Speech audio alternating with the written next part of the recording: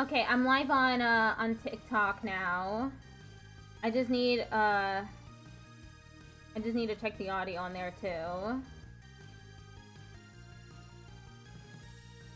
Okay, checking the audio on TikTok.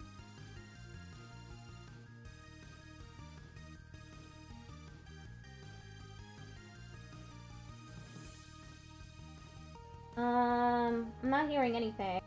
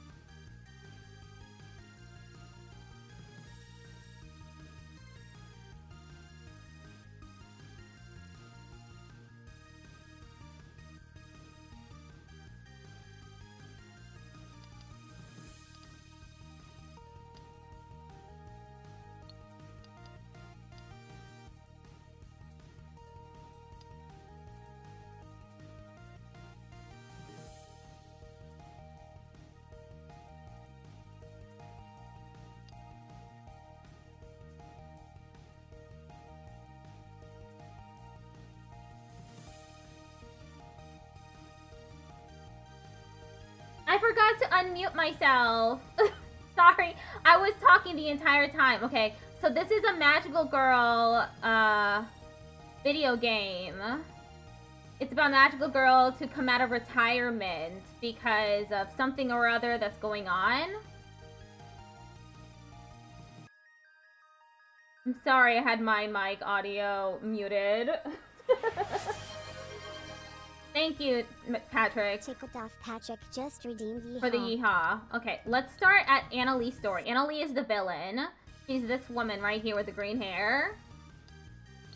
This will be new to me. My name is Goobs. Hi, I'm Goobs. A 22-year-old high school dropout who's a bit of a klutz. My blood type is O, my star sign is Libra, and on some days, I wish I didn't save the world. That's how it always starts. The anime, the TV special, the manga, even most of the fanfiction. All of it retelling the final adventure of the Sentinels of Justice versus Midnight Lady. Each do it a bit differently. Different triumphs, different mistakes, different ships of me and my teammates. Yeah, I made sure to copy the command. Hopefully I won't forget. I could always set a timer.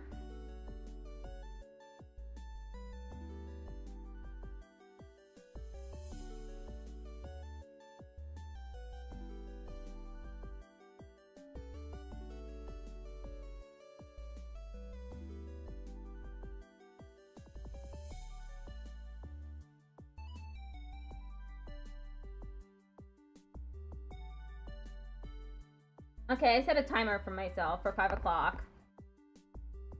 Each do it a bit differently. Different triumphs, different mistakes, different ships of me and my teammates. But it always ends the same way. We defeat Midnight Lady, Annalee, because no one ever found out what really happened. I like to think each of these stories really exists just in another universe. Maybe those versions of the tale would have felt simpler. Had a neat and beautiful finale. Hello, Patrice. How are you doing? Because in my universe, things happened a bit differently. The Sentinels didn't defeat Midnight Lady, and I didn't get the closure I needed. So here goes. Hi, I'm Goobs. I'm a 32-year-old semi-functioning adult whose back hurts for no discernible reason. I'm surrounded by a wonderful community of friends and family, and newly obsessed with cute home goods. And some days I reminisce about the time when I was 22 and I first met Annalie. Hello? Gibbs, are you talking to yourself? Crap, I dozed off on my feet. Sorry, Lise, I must have been dreaming. It's okay. I respect that. You're like a horse.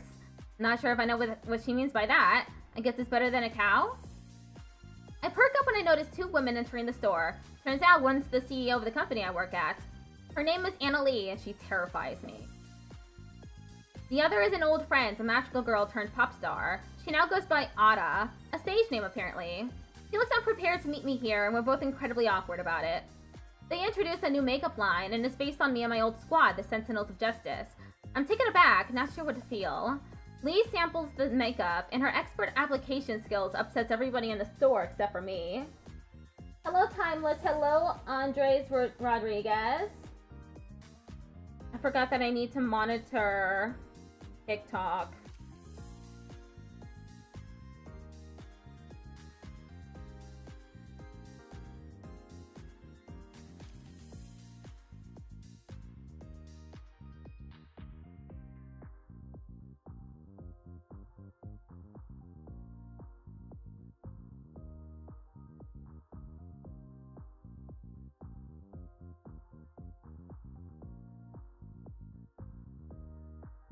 Okay, I'm monitoring TikTok now. Hopefully the audio is still okay. Well, that certainly was a demonstration of our makeup. Count on my weirdo Lise to brighten up a bad situation. A demonstration of what not to do. Our manager looks like she's about to pass out. Annalie promptly demolishes him by giving him the pink slip. I must get to my next meeting. Ada, come along. Hello, Dorito official. How are you doing? Other stores are expecting us after all. Expect shipments with more sample packages inside. We'll be distributing these to our customers over the next couple of days. Annalie turns around to walk out with Ada in tow. As soon as she does, I notice something fly off her briefcase. Is that a keychain? I pick it up. This character looks vaguely familiar. Is this another magical girl? It doesn't really look like something a woman like her would carry around. Not that I should judge. I love collecting cute stuff like this. It has to be hers, right? Disguises? Ooh, more disguises. Ma'am, Annalie, please wait. I think you dropped this. All the color is drained from Annalie's face. Give that back. Now. Oh, of course. As she walks over to retrieve it, something clicks. I've seen this girl before. On TV. This must be... She snatches the charm right out of my hands. Saudi! Strawberry Saudi! Excuse me? She's from an older gen of magical girls, right? From before the Sentinels. Fruit something. I'm sorry, can't remember the group off the top of my head. Fruit Patel. It's been a while since they've been relevant.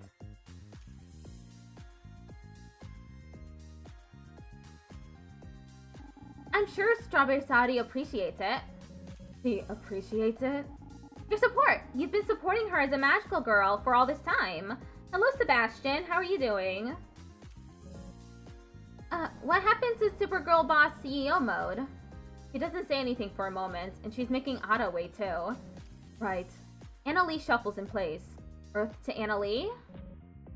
Suddenly, Annalie takes another step near me. And another. He leans in, close enough that I can feel her breath on my cheek, and whispers into my ear. Would you like to grab a coffee sometime? What? My jaw hits the floor. Or it would, but I'm trying to keep my composure as much as possible. Maybe she's just wanting to discuss magical girls? Or maybe she knows who I really am? Theories swim through my head. Anything seems more plausible than me getting hit on by a beautiful older woman. Who's also my boss's boss's boss's boss. I don't even know how far that chain goes. Well, out with it. I don't have all day. I'm a very busy woman.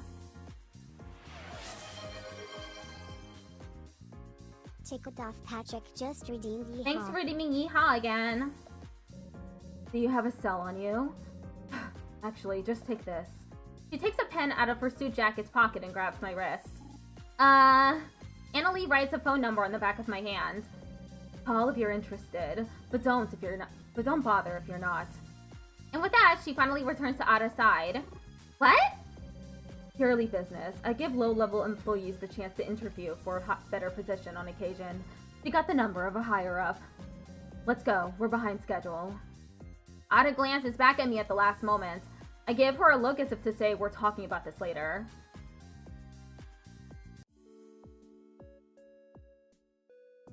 A little different from the story you probably know.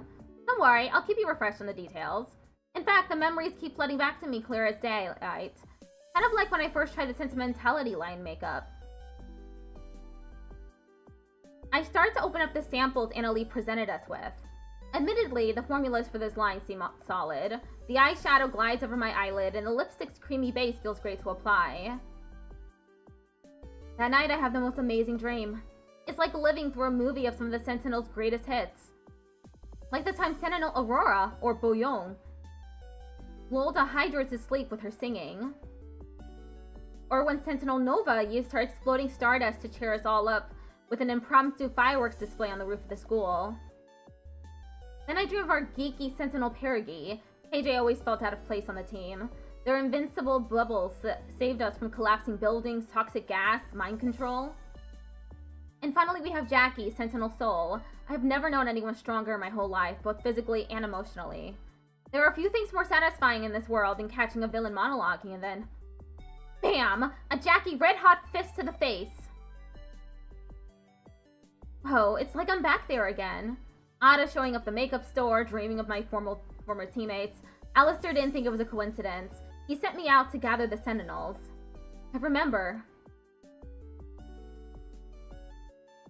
I went to see Jackie first at the Golden Glove. That's when we first noticed something wrong with Magic. I tried to heal her. Not that I don't appreciate your attention, but are you going to start soon, or... Huh? I snapped out of my little daydream and noticed my magic was acting up. There was supposed to be bright light coming from my fingertips. That's not supposed to happen. What's wrong, Goobs? My light is dim. It's supposed to be way brighter than this. What? Are you serious? Yes, I'm serious. Look! I try straining my magic some more, but the light never glows any brighter. Oh, that is weird. Is it helping at least? Do you feel it? Kinda? It's a little tingly. Maybe my tickle tolerance has gone up? Hello? Waste?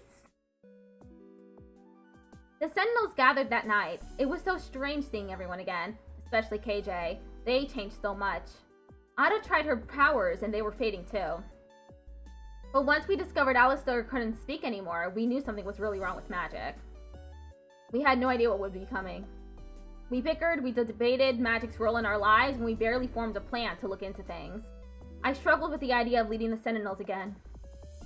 Would I be able to reconnect with my old teammates without making the rift between us worse? Would they be able to come together again as a team? I wanted a distraction. Needed a distraction. I thought, what could it hurt to see what Annalie had wanted from me? Oh, sweet young Goobs. You have no idea what you're about to get yourself into. I ended up calling Annalie and scheduled a time to meet up with her. It took a lot out of me to work up the courage to do so. Deep breaths, pep talks in the mirror, and posing like a superhero. And somehow, it worked out. Too well, in fact. I was expecting we'd go out to a restaurant or something, but as it turns out, I got invited straight to her condo. Which is fine. Totally fine. She's a very successful businesswoman, and she didn't get to where she was by wasting time on silly, time-consuming little dinner dates. It's all a bunch of phooey anyways. Why not be direct? She's a woman who knows what she wants. It's a trait I admire, and I hope I learned from her in our encounter. I scrub every inch of my body beforehand. I spritz multiple pumps of the most appetizing perfume I have. I even cut my nails. Hello, Skylar girl. I've never prepared for a night like this before. I'm terrified, but really, really excited too. I'm just about to do my last match OD DVD before reading in. Sorry for a minute or two late, but wanted to let you know what's happening. That's fine. I hope you're having a lot of fun. I'm totally ready for the raid whenever.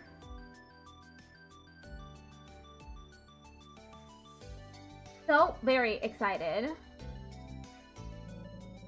Hello, Mastic. Oh, Goobs, you're here. Right on the dot. You knocked on the door the split second. 6:59 turned to 7 o'clock. We are. See you soon? Okay. Sorry, I'm just the type to be very punctual. Is that so? I feel like she can see right through me. I've actually been 5 minutes late to work for the past week. Maybe she knows that somehow. I awkwardly saunter into her living space, which is more beautiful than I could have imagined. Everything looks so clean and immaculate and expensive. So, how hungry are you? Huh? It's a weird way of putting it, but it works on me. I can feel my ears burning. So hungry. I'm starved, basically. But not in a weird, creepy way. Like, I'm just really excited about this. Thank you for the lurk, Patrick. But not too eager. Well, I suppose that's good. Annalie waves over to her dining area. There's a bunch of takeout bags piled on top. I ordered from 3 different restaurants. We have French cuisine, Wagyu steak dinners, and 5-star sashimi. Drinks, of course, will be paired accordingly. Yeah! Wow, that all sounds so tasty. Can't wait to dig in. I ate beforehand. I think I severely misjudged this situation. I was offering a choice of one meal rather than a free-for-all. Although I suppose I can't begrudge a healthy appetite. Note to self, our retailers on the shop floor need longer lunch breaks. Hello, Chess! Of course, I was just thinking about what I'd like to try. Steak, please! Carnivorous, I like that. She hands me a hearty-looking plate with well-seasoned vegetables and pieces of steak. It's pleasantly pink in the middle, and my mouth starts watering. No, I can't start drooling before she pours the drinks. Stay focused, Goobs. Hello, David. I wait for Annalie to pair the meals with whatever expensive alcohol she deems appropriate. Let me make sure my audio is fine.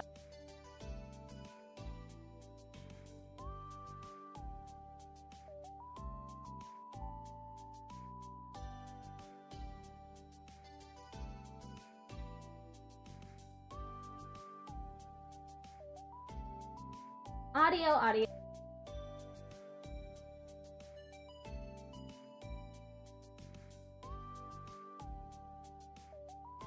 Yeah, it's fine. I wait for Annalie to pair the meals with whatever expensive alcohol she deems appropriate. After she's done, she raises her cup my way. I dare say this is the first time I've bothered to fix a date her meal. It's like I'm your waitress. Surely you at least owe me a toast for all my hard work. Of course, I'm honored. I clink glasses with her and go for a generous swig to calm my nerves. Tonight's special, though. It's not every day I get to meet the illustrious Princess Starlight. What? How? Or no, you have the wrong idea, I think. I don't. I created the sentimentality line, and I know Starlight when I see her. I didn't get to my position through half-assed research. Are you doubting my skills? No, I didn't say that. Well, I don't know. I stand up from my chair feeling defensive. I'm not confirming or denying anything, but did you bring me here to interrogate me? What are your real intentions? Hello, how are you doing? RSH3L? I don't know how to pronounce that.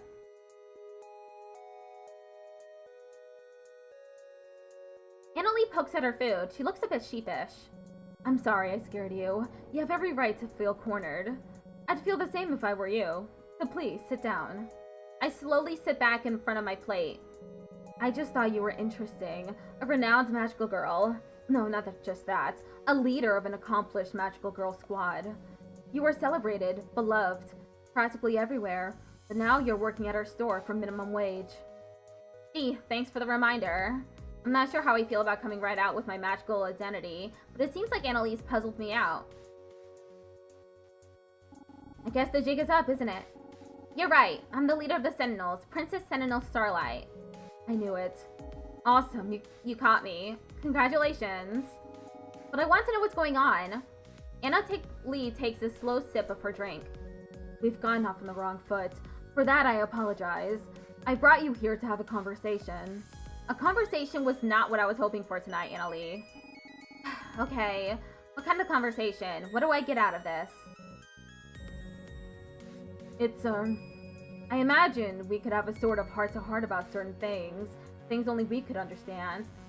Hello, Poppy Pollo. How's the raid trade going? Doing great so far. I'm still waiting for my, to get raided into. It happens in about 8 minutes. How are you doing today? Thanks? Since we're both retired magical girls. Oh. So you're saying you're also a magical girl? Or you used to be? It's exciting?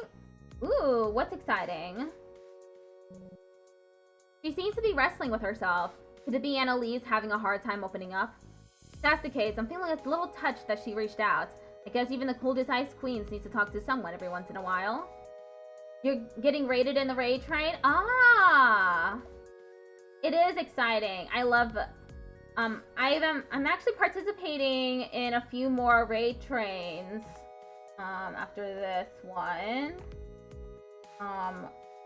1, 2, 3, 4. So 4 more raid trains I'm participating in. 2 of them are for Point of Pride. One of them is from Dreamtale Studios. I'm gonna be playing Life After Magic for that one too.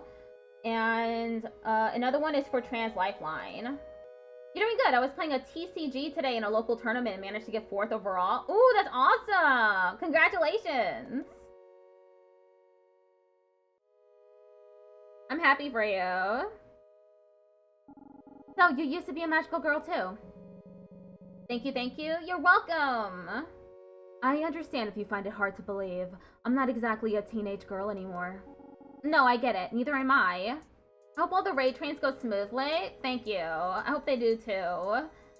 I've been having issues with my audio lately, so I've been like really anxious about it.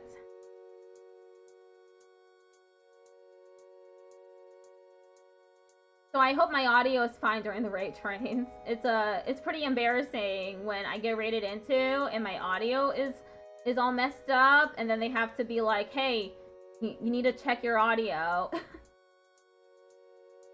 We sit in silence again. It seems like Annalie needs a little encouragement to continue with this conversation, so I think carefully about what to say. Sometimes I still feel like a kid though, like I don't know anything about the world around me and I feel lost.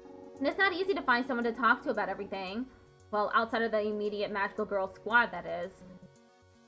But talking to old teammates has its own challenges too. Take it from me. I mean, staying in contact is super hard when you don't have an evil villain to take down every week. It feels practically impossible once everything's all over. I mean, lately I've been feeling like I'm the bad guy now because I forgot some birthdays and lost some numbers. I continue babbling on, but Annalie nods her head as I do. I think I'm making progress. I tell her about how it feels like everybody else in the Sentinels has moved on. How it kind of stinks to see Ada on front of a magazine. How jealous I feel when I see Jackie so happy with her teaching gig. How KJ and Miranda found new passions I didn't even know they had. I recall some stories about our past battles as the Sentinels to keep filling the dead air. We finish our dinner together. Annalie doesn't add much to the conversation, but she seems content enough to listen along and sip on her drink. So Ada, Sentinel Aurora at the time, had to climb down into Diamond Cove's sewers to attack this monster. Starlight. It took a lot of convincing on my end, but her vocal powers were our best bet, and the echo down there was powerful. Boobs. Huh? Oh, sorry for going on and on. I've been feeling overly nostalgic lately. That's fine. I appreciate it, actually. This night didn't turn at all like how I'd hoped. My plans are usually immaculate. But surprisingly, I'm not mad that things went sideways. You certainly had some colorful stories to tell. It's Lookalike just rated with 12 viewers. Hello, everyone! How's everyone doing today? I hope y'all are doing well. Thank you for the raid. I'm Melody Wisp. I'm a variety streamer and accessibility provider and voice actor. I use they, them pronouns. And most days I play video games, but on Thursdays I practice this thing called stenography. Stenography is when you use a method of shorthand, be it voice, pen, or machine, and use that to take down dictation. I do it on Thursdays not only as a way to make sure that I practice at least once a week, but to also show everyone how it looks. To spread the word and get people into it. I hope the stream was good. I'm currently playing a game called Life After Magic. It's about retired magical girls. The person in front of us was the villain from this story, Annalie. And we're just having a conversation in her apartment.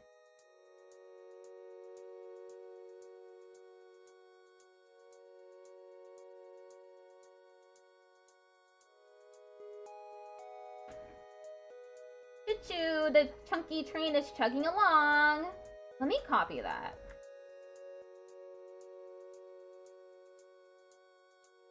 That's fine. I actually completely forgot about the raid message, so I'm just gonna copy and paste that. I hope your stream was fun.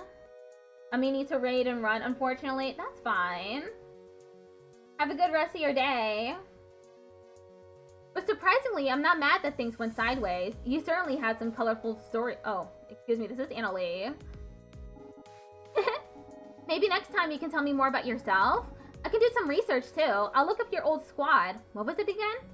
No, I'd really rather you not pry about me from external sources. So let's talk about another time, Starlight. Next time we meet up. Okay. Hello, Jaden. How are you doing? It's slightly too late for me. Stream was fun. I hope it goes well for you today. It is nearly 5 p.m. for me. Slightly too late for you. Oh.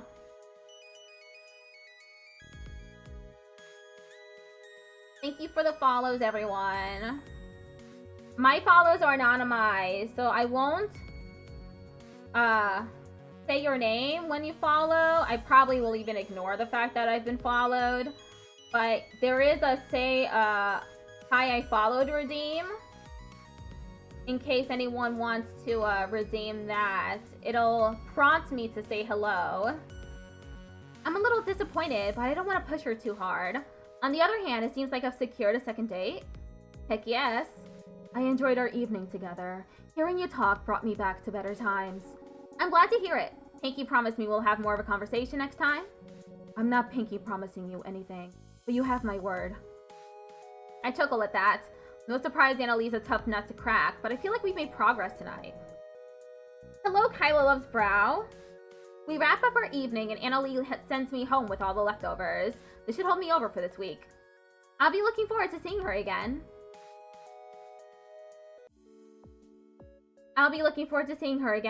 That's still true. Even though it's been a whole decade since I last saw her.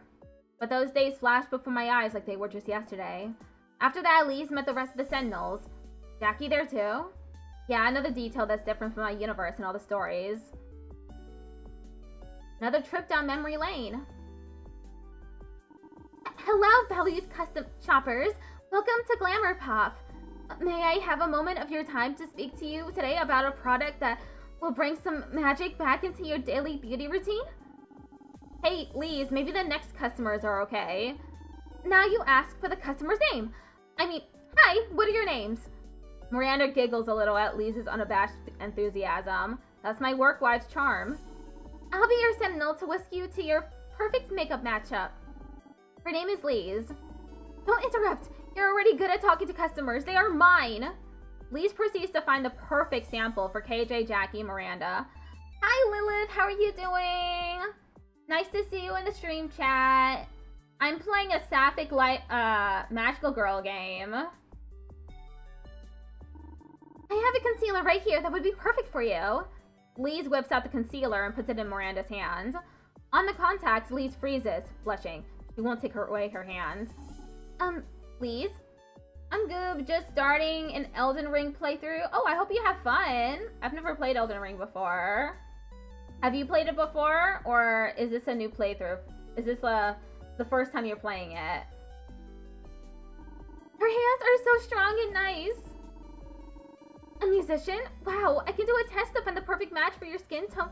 No, give me the palest you've got. The sheet says I should match your skin tone.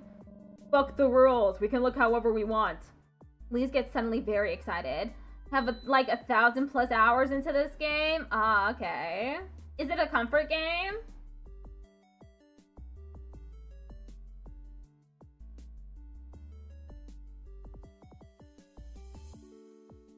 Nice. Lise gets suddenly very excited. Damn the man! KJ and Lise jump up and down yelling excitedly. A few customers sneak out the front door with worried looks. But then Lise changes her demeanor completely when she approaches Jackie. Lise raises a lipstick near Jackie's lips. Yes, I see it now. Jackie, was it? Sentinel Soul would be a great fit for you. This looks like a comfy game. Yeah, it's really nice. It's a cute little game. It's free, too, if you want to try it out. It's called Life After Magic. Huh? Jackie barely chokes the word out. It's from our brand new sentimentality line. With these shades of color, I think it would really let that pretty face of yours shine. You simply must try it. It takes me a while to wrestle Lee's off of them, particularly Miranda. By then, she's already given out free samples tailored to each of them. Gotta say, she's a good saleswoman. But soon, I am able to take KJ, Miranda, and Jackie aside.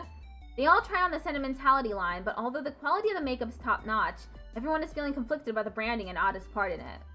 There's no new leads about Magic's disappearance, but we leave resolved to look more into it. It was so nice to see everyone at the store that day. A moment of normalcy, fun, before it came crashing down. These memories, how vivid they are. I don't think it's an accident. Maybe there's something amiss with Magic again? No, those days are far behind me. I know what this is. It's my heart begging for closure. But where would I even begin to look for her? Maybe the answer is in front of me. My memories. Let me think back to what was next. I decided to take the initiative and asked Annalie to meet me at a cafe. Our last meeting was awkward at best. I'm still beating myself up for how badly I misinterpreted her signals. I've had time to think about our conversation, and there's a lot of questions I'd like to ask now that I'm on the spot. Oh, I forgot to send out my go live messages. Shoot, let me do that real quick.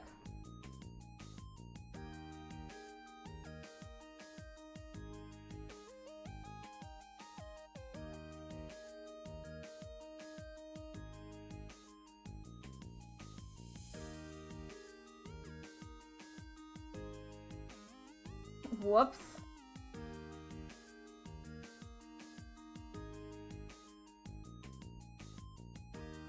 I've had time to think about our conversation, and there's a lot of questions I'd like to ask now that I'm not on the spot.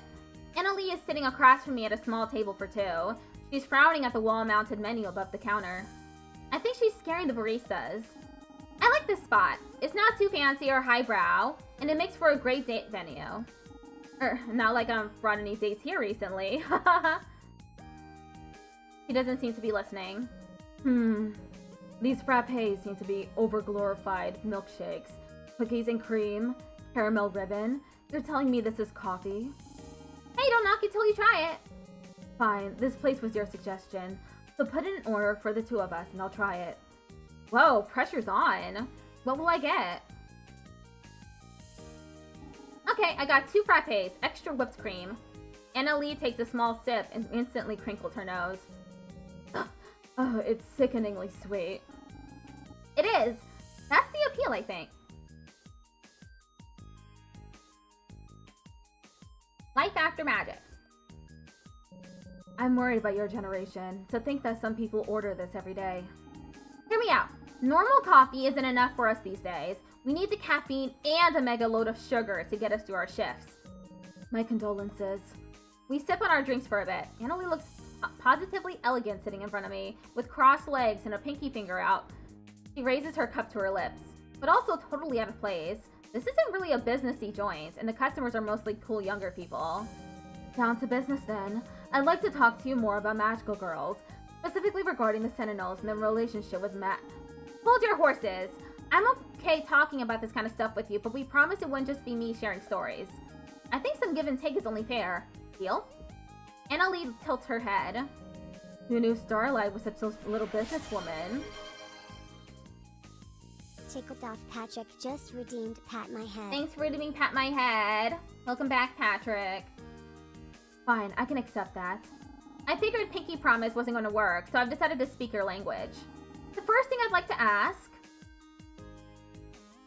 What kind of magical girl are you? To be honest, I don't think I've ever met former magical girls outside of myself and my immediate crew. I'm not even sure where to start when it comes to asking questions. So can you tell me more about yourself as a magical girl? I'm not so special. I was never the type to take initiative or be the group's leader like yourself. You? Really? But you're a total boss now. You're kicking butt in the business world. Teenage me wasn't made of the same metal, I suppose. Annalie taps her nails on the coffee table as she sips her drink. I suppose I have no choice but to delve into my past. I've already asked so much of you already. I'm all ears. Do you remember when you picked up that charm from me back when we first met? Of course I do. I don't think I'll ever forget it. That was Saudi. Strawberry Saudi, that is. She was the leader of our magical girl group, Fruit Fatale. Saudi was the heart of our group, the first of us to gain magical powers and the one who named us. Other than me, there were 2 other girls, Bree and Maria. We all went to school together. Whoa, sounds kind of like us. The Sentinels were all at the same high school. Let me guess, it's the one by the south side of Diamond Cove? The one by the seaside? Yeah, that one! Did you know that building used to host an all-girls school? Before Emerald High, it was Ruby's preparatory academy for girls. Oof. I think I heard something about that when I attended. It makes me kind of wish I was able to attend back then. The name sounds way fancier. No, you don't. One, we had to pay tuition. 2, our classmates were positively vicious. Back on subject. We all bonded together because we were misfits who stuck out for one reason or another. Take Bree, for example. She was a total delinquent, picking fights with anyone who looked at her funny. Annalie shakes her head disapprovingly. Marina and Saudi were perfectly tame in comparison. But they weren't able to keep up with the whims of classroom cliques or any of the other insufferable social expectations imposed upon us. And you? What about me? Did they pick on you because... I bet they picked on you because they were jealous of your looks. If you were even half as beautiful as you are now... Stop right there. You sound like a lecherous old man. Hey, that's going too far. I was just giving you a compliment. Annalie rolls her eyes. For the record, they called me a stuck-up prude. They might be right, but I have my rules and boundaries. I don't think you're a prude at all. So I am stuck up? No! Anyway, Saudi offered to meet us at a cafe once we had all gained our powers. She was a sweets fanatic, but always ordered this bizarre parfait. Strawberries, bananas, grapes, and avocados. Sounds unique. It certainly was. Unique enough for her to assign us our magical girl names, in fact. Oh, so that means you were... Avocado Anna. Going to laugh. Most found it just as funny. An avocado-themed magical girl doesn't have much appeal going for her. No, sorry, it's just kind of unexpected. The Sentinels were very particular about our chosen names. Full space themes and all. Saudi was never a naming genius, or a genius at anything really. She's what you'd call a complete airhead. Girls at school picked on her for being a ditz. But I could never say no to her when she flashed us that ridiculous grin. And so, Fruit Fatale was born. And so it was. Annalie looks to be in a trance as she calls back old memories. Honestly, I'm right there with her, thinking back to magical days full of excitement and wonder. Honestly, I'm kind of envious of you, Annalie. Sure, your school life didn't sound amazing, but you had a great squad to back you up. Now you're a whole CEO on top of the world. You balance magical life and real life way better than I did. I was the leader of the Sentinels. Then I was a high school dropout, and now I'm just a lowly makeup store attendant. I've been thinking a lot about that recently. Oh, you were? Annalie was thinking about me. Should I be celebrating right now? It seems to me you do a lot more than you think you do. I've been consulting with some other retail workers in our stores after meeting you. You're a front-facing salesperson selecting makeup based on the individual needs of the customer. That takes people skills, intuition, and a deep knowledge of our products. Not everybody will be satisfied with what you pick out, even when you think you've made the right choice. That's a mental toll. It's admirable, really. Wow, thanks? I mean, I'm really used to getting talked down to about what I do. But you're right, it's super hard but rewarding. Like when I pick out something that really makes the customer happy, I get this total boost of energy. It makes my day. I think that's why I'm still at the store, to be honest. I can always look forward to those little wins. I see. Now it's my turn to say I'm envious, Starlight. It sounds like you're making a positive difference in the world, even if it's just helping people with their makeup. Hello, Kane! Annalie, please. You have nothing to be jealous of. Oh, but I do. I'm planning to resign very soon. What? Resign? Quiet down. You're disturbing the customers around us. Tickled off Patrick just redeemed Hydrate. Thanks for redeeming Hydrate.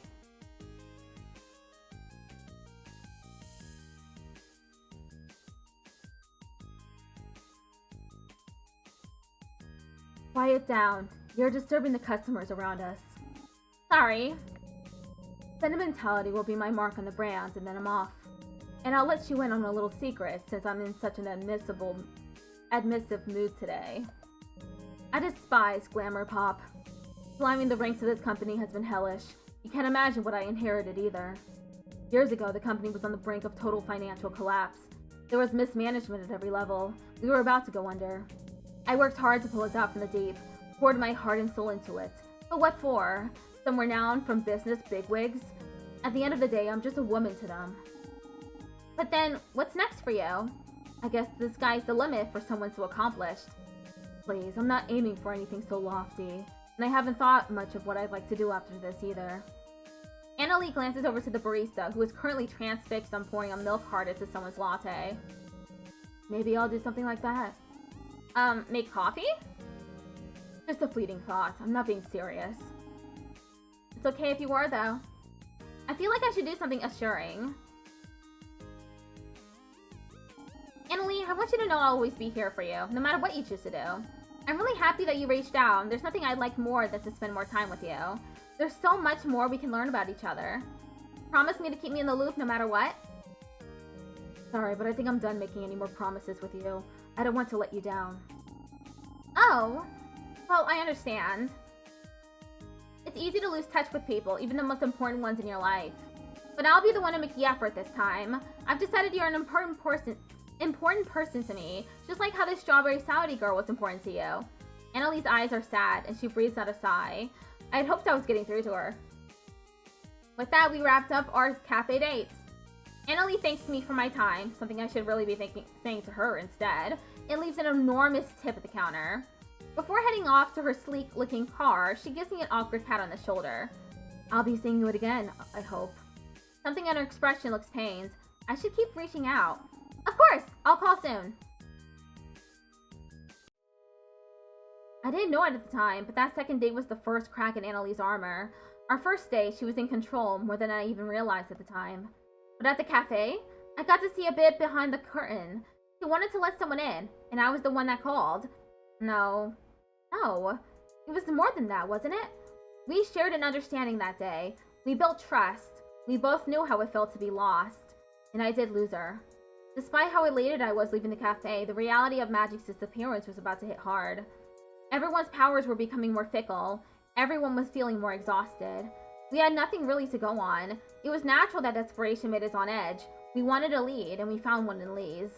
I think it was Ada who said it. Yeah.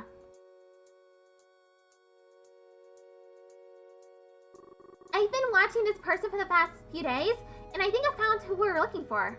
It's Liz. My work wife? Gibbs and I are the ones whose magic is being affected the most, and we've been around Liz at the store more than anyone else. I don't think that's a coincidence. Plus, I've overheard her saying how much she doesn't like me in particular, so she could be targeting me now after Goobs. Is that what this is really about? Someone disliking you doesn't make them evil. Get over yourself. Fuck you! That has nothing to do with it! Hi, what's this game? It's called Life After Magic.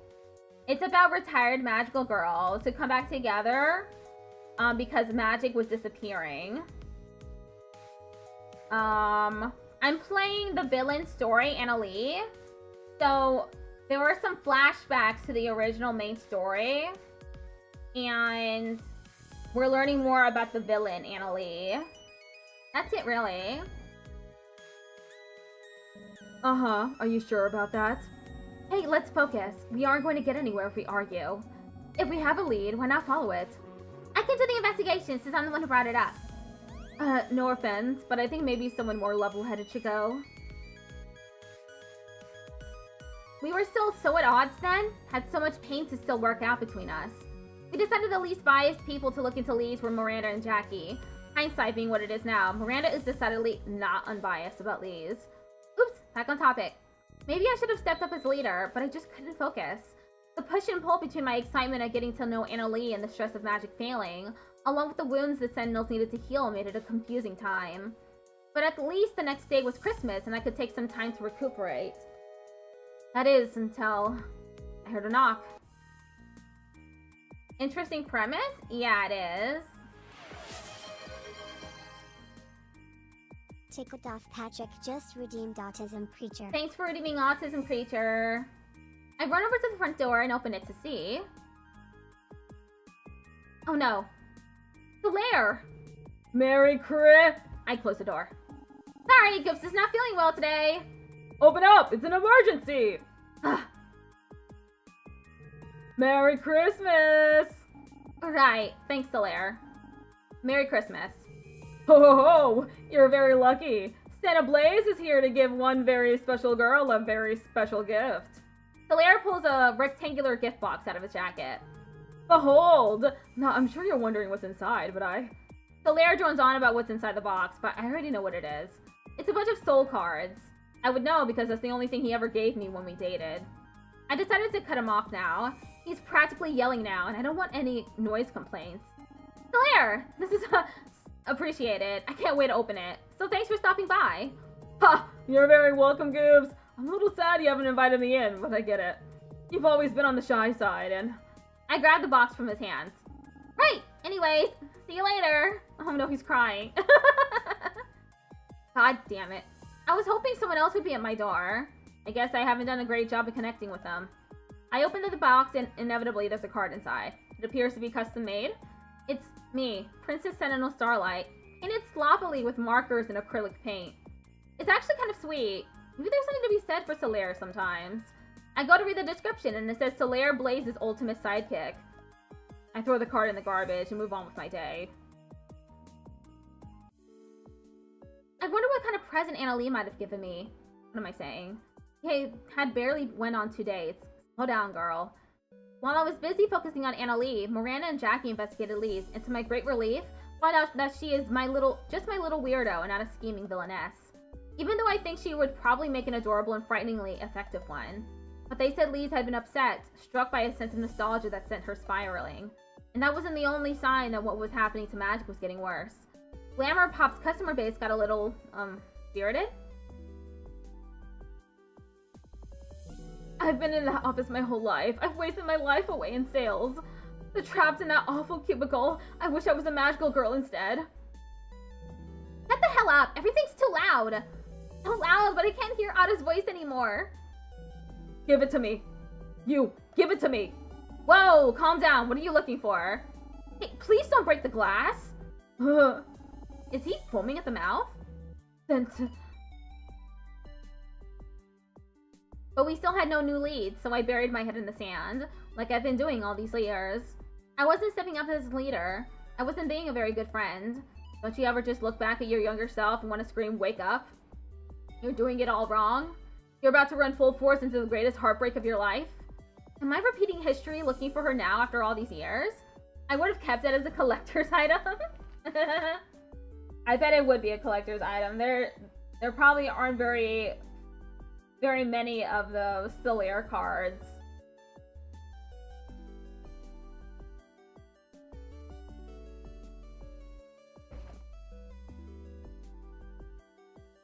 But I couldn't know that. Couldn't see what was happening in front of me.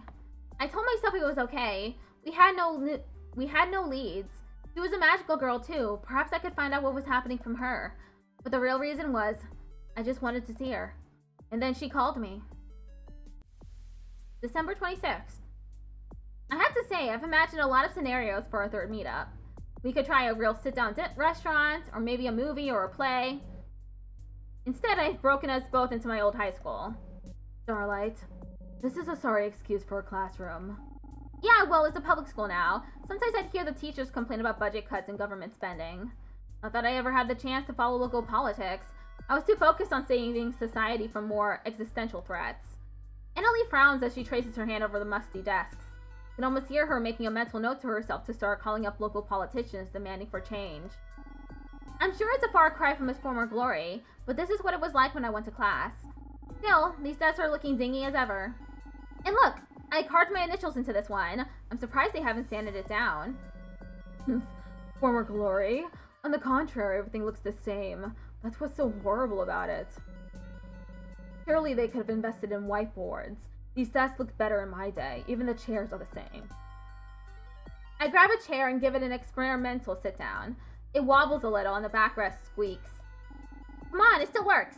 It's just gone through a few decades of wear and tear. Annalie looks doubtful, but she pulls a chair around to sit across from me. So, wanna tell me why you chose to meet with me at my high school in the middle of the night? Our high school, technically. I don't know what I was expecting, to be honest. I thought it'd be exciting. I'd get to see the after-dark classroom hideout where you and the Sentinels planned it together. Most of all, I was looking forward to seeing how Ruby Prep has changed. Instead, it's disappointingly familiar. Familiar should be good, right? I mean, you talked about your teammates so fondly last time we met. I was fond of them, not the school itself. This place doesn't exactly evoke good memories for me. She mentioned being a misfit in the past.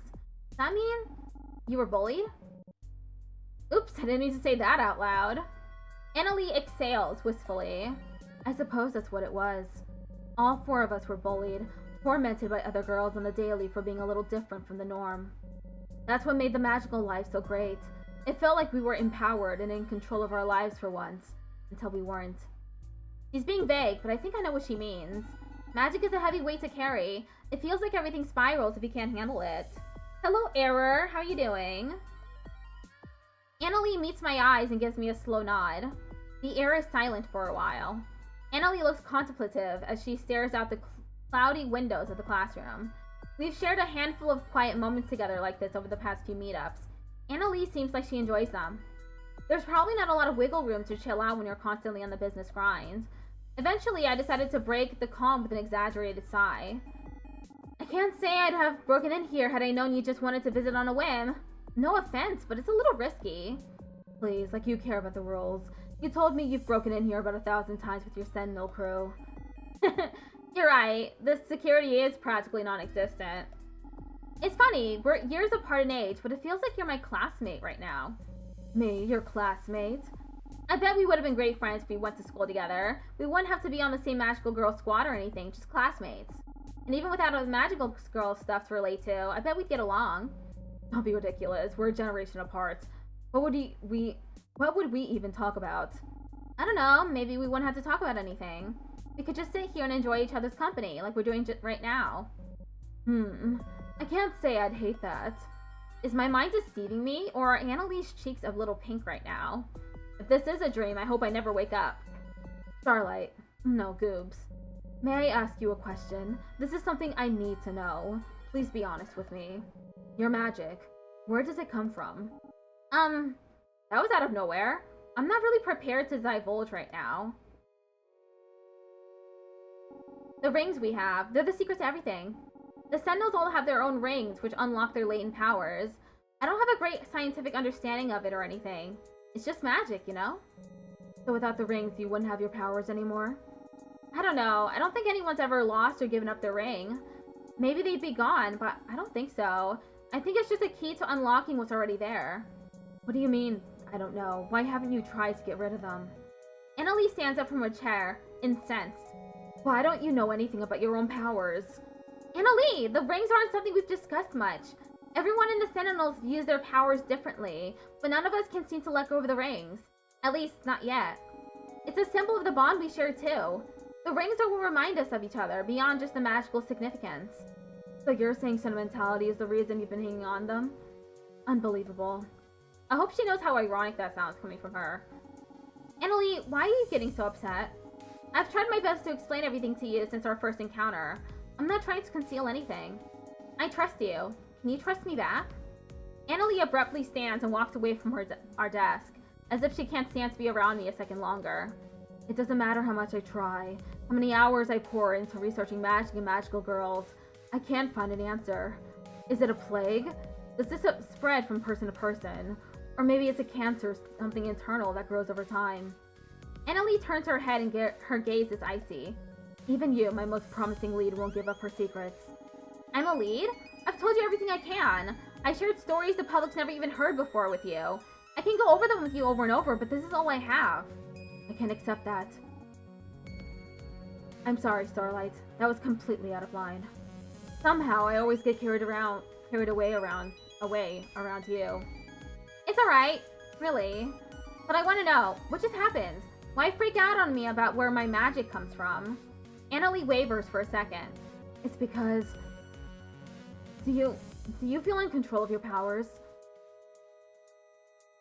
Truth be told, I've been having some issues with my magic. My light won't shine as bright as before. I tried using Serene Aid on Jackie and it barely did anything. It's been something I've been meaning to bring up with you, actually. With me? Why? Have you been experiencing a decline in your powers? Come to think of it, I never got a straight answer about what Annalie's powers really do. My powers belong in my past. I'm not exactly keen on using them anymore. That's understandable. Some of the Sentinels worry about using their magic too. They won't do it unless it's absolutely necessary. Still, at this rate, we could lose our powers forever. Or retirement from magical girlhood might be permanent. Unexpectedly, Annalise smiles and grasps my hand. That's a relief then. Excuse me? Isn't it a weight off your shoulders? Letting go of magic for good? Yes? No? I don't know. I haven't considered what my life might be like without magic. For better or worse, it's been a part of me since forever. It's hard to let it slip through my fingers without even knowing why. She frowns and lets go. I feel a little guilty crushing the spark of joy she had shown me. I want to reach out and feel her hands again. Then what about your Sentinel friends? Have they been losing their powers too? How did they feel about it? Well, I'm not at liberty to speak to anyone's magical effectiveness at the moment. Those are confidential Sentinel secrets. But I guess you are onto something. We definitely have a range of opinions when it comes to our powers. I admit I may know one or two people who could stand to live their lives without it. It might be freeing, actually. Freeing indeed. Listen to me. You couldn't give me a straight answer about the origins of your powers. How could you stand to walk around not really knowing what could happen next? Can you trust your Sentinel friends to always fight for what's right? To keep their magic latent, never to be used for their own selfish gain? Stop! They're my teammates and my lifelong friends. I haven't always been the best at keeping up with them, I admit. But I know them. You know them for now, but people change. High school won't last forever, and neither will your 20s. Bad things happen in life. Horrible, awful situations you can't even imagine until they happen to you. It can break a person apart or turn them inside out. Yes, one of us could stray from the path of a normal, upstanding life. Anyone can make the wrong decision. But we'll always be here to support one another, no matter what happens. We made that promise when we became magical girls, and I believe in it to this day. Annalise scoffs at that, rolling her eyes. God, give me a break. I can't stand this naivete. Nothing is permanent in this lifetime. Not your magic, your friendships, or your flimsy teenage promises. Everything feels like it's going horribly wrong. Has all the progress I made with our relationship been for nothing? I'm sorry, but this is how I feel. My friends are good people at heart. I know they wouldn't abuse the magic we share. Maybe you could talk to them? Like, get to know everybody better. Please, I know more than my fair share with the Sentinels. Ada and I have been working together for longer than I've even known you. Yeah, but enough. We're getting nowhere, and I'm done wasting my time with you tonight. Wasting time? Annalie! Annalie huffs and massages her temple. We'll discuss this another time. I'm not in the mood to go back and forth with you anymore. I'm calling a cab for you. It's late and you shouldn't be walking alone. Before I can get a word in, she strides out of the classroom with her cell phone to her ear. I definitely screwed that up. But how could she blame me? Damn it.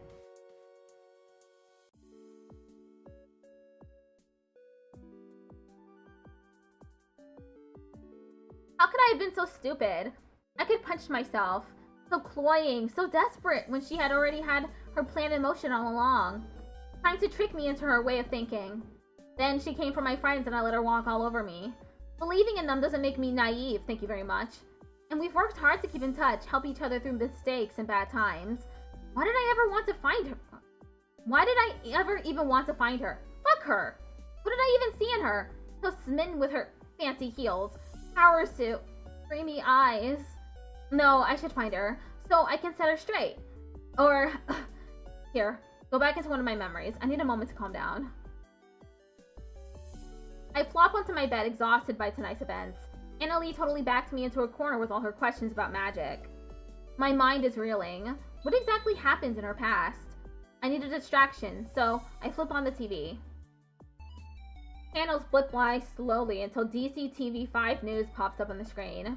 It's a special program about former magical girl squads. For decades, communities across the world have owed their peaceful lives to the work of enigmatic magical girls. Today, we'll look back on some exceptional magical predecessors who worked hard to keep the world safe. Petal Princesses, Fruit Fatale, and Solo Star, Sweetie Honey. Fruit Fatale, that's Annalie's group. The program drones on about Petal Princesses, a trio of floral magical girls with purifying powers. A climate-conscious group from the 60s is pretty rad. I grab a half-eaten box of crackers to snack on while the program continues. Next up, Fruit Fatale, a bold, colorful group active in the late 70s. The one I've been waiting for. I lean in toward the TV. Stay tuned to learn more about the group's tragic end. Alistair is curled up in a ball in my lap. I knew about the group generally, but not much specifics. Full model? Thank you! One of my friends made it for me. How are you doing today?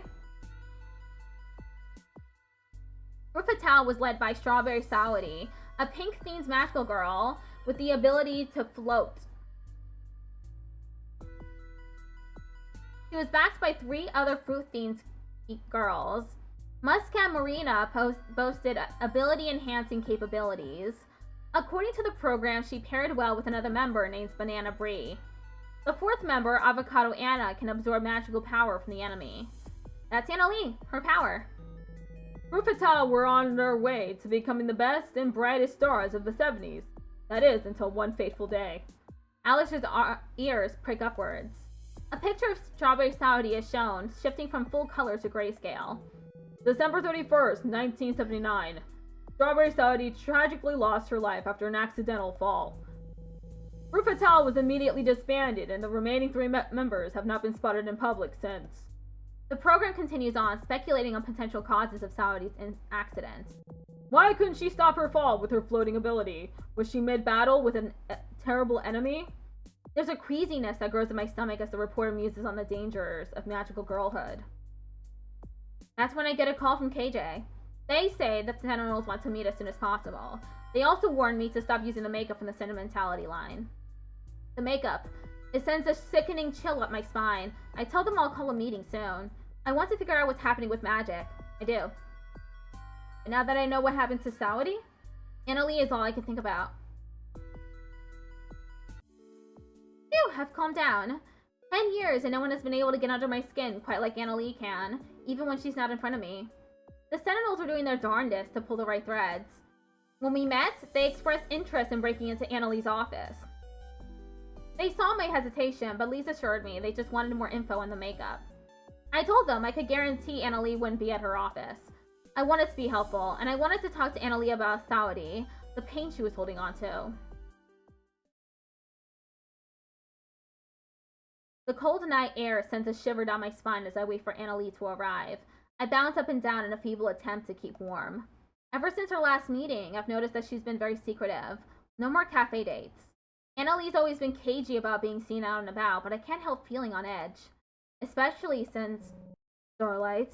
Ah! Apologies, I didn't mean to frighten you. Despite the clackety heel, she's pretty good at sneaking up on people. No, it's my bad. I was totally spaced out. Not good. A young lady of your caliber should be aware of her surroundings at this time of... I have to stop myself from rolling my eyes and going, okay, Mom. I'm fine, just kind of chilly. Couldn't we have met up indoors at least? I prefer private places for these conversations. And I didn't think you'd be too keen on breaking into the school again. Touché. But I admit, I regret dragging you out into this cold. It's not becoming of me, especially given our last conversation. Yeah, about that. Honestly, I was really hurt by how the conversation turned on me. I didn't do anything to deserve that, at least, I don't think so. No, you're right. I have regrets about how I handled that. Anna Lee looks legitimately apologetic. I guess I forgive you, especially since you're giving me those big, old puppy dog eyes. I am not giving you puppy dog eyes. I don't think Anna Lee is capable of that kind of expression, but it's funny to tease her about it anyways. And it starts in 1 minute. I beckon for Anna Lee to sit with me on a nearby bench, but she shakes her head. Starlight, let's talk. I regret what I said the other night, but just the delivery of it. The core of what I'm trying to tell you is still there. At the end of the day, it's my fault. It's okay, it's just a little disagreement between us. It's not so serious, and I still value what we have together. No, it is serious. I think we should stop meeting like this, permanently. What? But why? My head completely blanks. I don't understand. I thought we were on the right track. What did I do wrong? Anna Lee scoffs. What happened? What? TikTok! I was live! I had to go live again.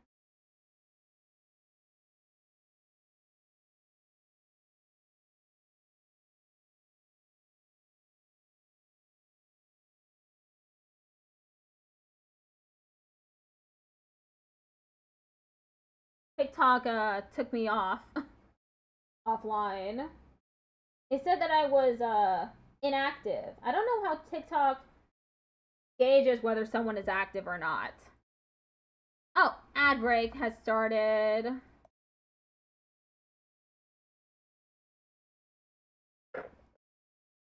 Whoops, sorry about that.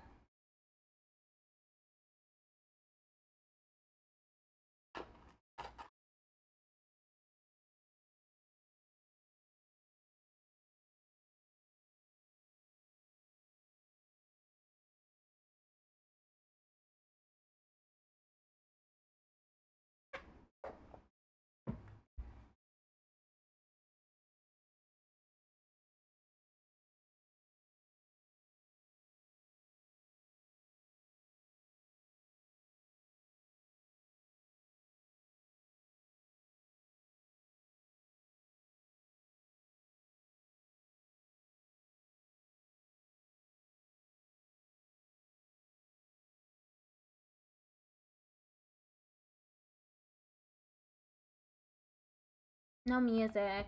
Oh.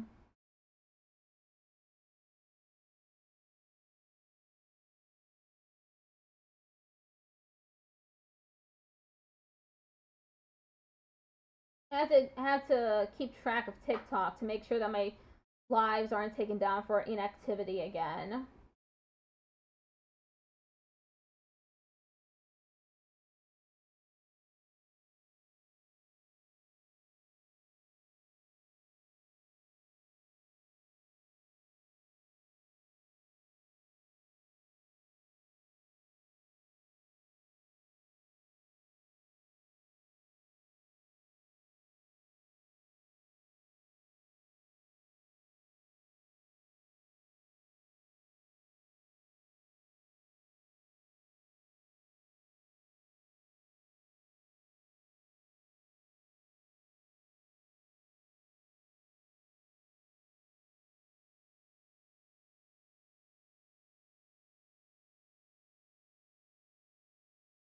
Hello, E. How are you doing?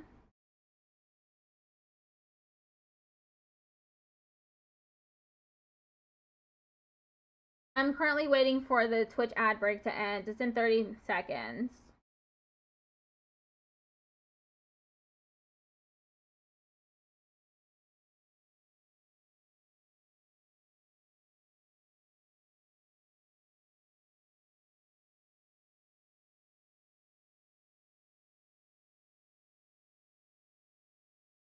Okay, almost over.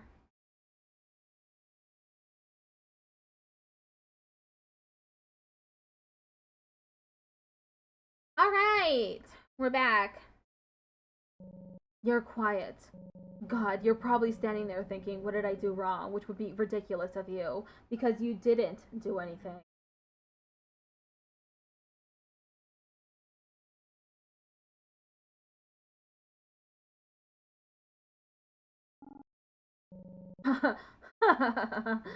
I still can't say it even now. Something tugs at the back of my mind. Hello, Mo. Thank you for the lurk. Something that Annalie desperately wants to tell me, that she feels that she can't tell anyone else. I think I already know what it is. It's okay. I know everything. You what? Annalie takes several steps back, looking shocked. I try to close the distance. The truth is, I've been curious about you, but you tell me so little. And you already know so much about me, so I thought I'd get to know more about you and Fruit Fatale in general. I saw a TV special on Fruit Fatale, so I went to the library and looked through some old newspaper clippings and magazines. There's computers there too, and the librarian helped me look up some web articles. All of this to say, well, what happens with her fall? Broaching this subject was even harder than I thought. I stammer a little before Annalie cuts me off. Was that it? You did a little research and you think you know everything that happened? I know that she's gone. And here and there, there's speculation about you, that you caused Sourity's fall by absorbing her floatability. There is. I'm leveled with the iciest gaze Annalie's ever given me. What do you think? I don't suspect you of anything. In fact, I know you couldn't hurt anybody like that. Not even by accident. I can't say for sure. Accidents happen, yes, but you're more careful and meticulous than anyone I've ever known. She grimaces. Don't you think there's a reason for that? I'm doing my best to give Annalie an out, but I can tell it's a futile effort. She won't back down either. I'm tired of letting you tell me what to think about magic and about you. You've talked about how you respect me and the work that I've done. I was talking about your work at the store. This matter is entirely different. And? I can handle myself. I'm a survivor of the magical girl life, just like you. I've had to make hard choices with bad consequences. So please don't act like I'll shatter to pieces if I learn the truth. God, you're so naive. I can't stand it. Then punish me for it. I won't leave you alone until you do. Fine. I'll tell you a story then. Specifically, the story of Avocado Anna of Fru Fatale. She was pathetically weak at first. So weak, she didn't think there was anything special to her at all. Not until another magical girl, Strawberry Saudi, taught her the ropes. She told Anna there was something extraordinary about her, that she could help save people. When confronted by her enemies, Anna could drain them of their energy. That power was stored back into her, which she could then disperse into whatever vessel she liked. After every narrow victory, she got stronger. Little by little, she developed the potency of her magic, like honing a blade. One day, she realized, she really tried, she could even bring regular humans to their knees. I try hard not to think about recent events, the loss of our magical power and the non-magical people around us. Avocado Anna's powers had improved significantly, but she was too cowardly to ever use them to their fullest extent. And comparatively, her progress was nothing next to Saudi's. Saudi was Fru Fatale's guiding light. She was first to receive magical powers, and the strongest by far. She knew everything there was to being a magical girl, because it was what she had always dreamed of becoming. And like the rest of the group, her powers had enhanced, although it's more accurate to say that they evolved. Evolved? But I've never heard of something like that. Saudi began to develop powers beyond just the simple ability to float. Magic that she didn't want or ask for.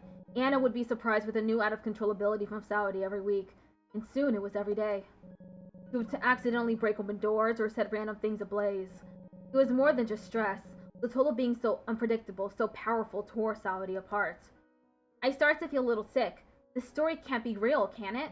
You're looking a little pale, Starlight, but now that you've started this, you need to hear me out until the end.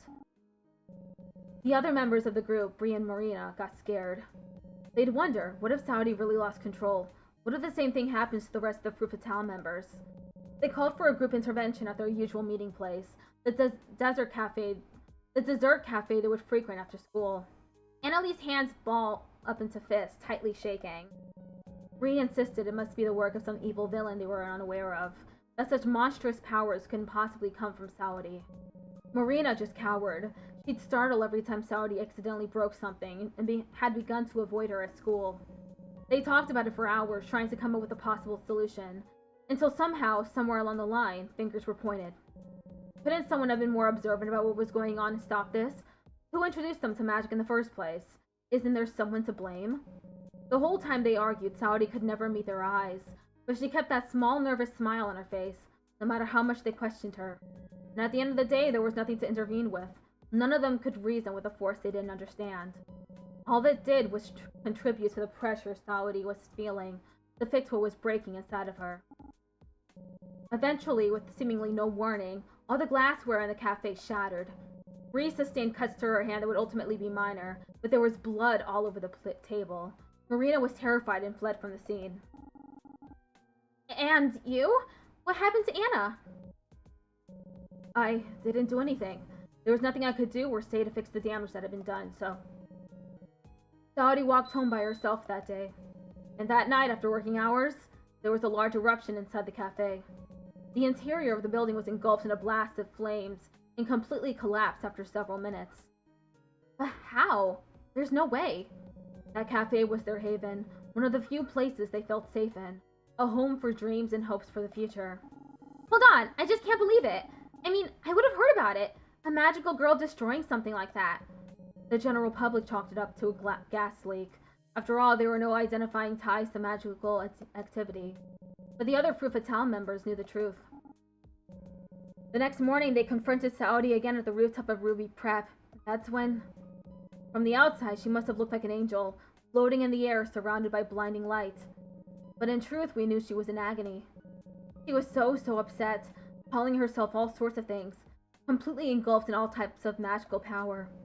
I never saw her as a monster, but that's what she kept saying. And no matter how much I called out to her, it's like she couldn't hear me. Everyone was scared. We all thought we were going to die there, but I just wanted it all to stop, to end, so I couldn't even look at her face before. Annalie comes to a halt, unable to continue any further. I can no longer meet her eyes, and I can't stop trembling. All I can hear is the gentle lapping of water onto the shore and the wind blowing through the trees. I've never told anyone, you know, about any of this. And looking at your expression, I'm glad I haven't until now. You look terrified. Annalie's voice cracks a little at the end. I want desperately to prove her wrong, that I'm not scared and that I understand her side of the story, but I'm frozen in place. Magic isn't all that it's chalked up to be, isn't it? Huh? I think you should go home now, Starlight. It's not safe for you out here. You're scared to death in a deserted park in the middle of the night with someone like me. That's not true. That's so?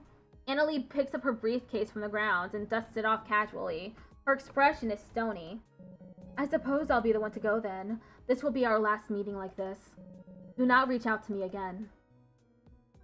She's gone.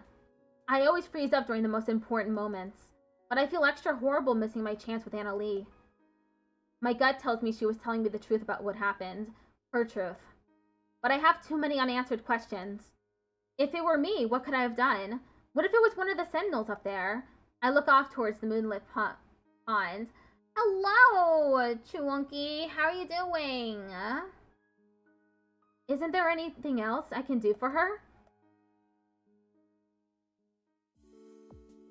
I've spent years thinking about what I should have said in that moment, how I could have unfrozen myself. But that's the benefit of hindsight, reflection, getting older. I wasn't ready then to say what I need to say now, but I may never have the chance. She's gone. What's that? My phone is ringing? I pick it up. Hi, hello? Miranda, squeeze in next to me. Please, you can put us on speaker. I'm here! Is she conferenced in yet? She should be. How do I do speaker? Look at your phone, bottom left corner, hit the button. Hi, Goobs, can you hear us? What's going on? An intervention, dummy! It's a group call. We all wanted to talk to you. Oh, why? What's going on? Well, when you got coffee with Miranda and I the other day, you were a little... totally out of it. And when you came by the Golden Glove, I could tell your mind was in the past. I mean, that happens, right? Just some ordinary, non-magically induced 30-something nostalgia.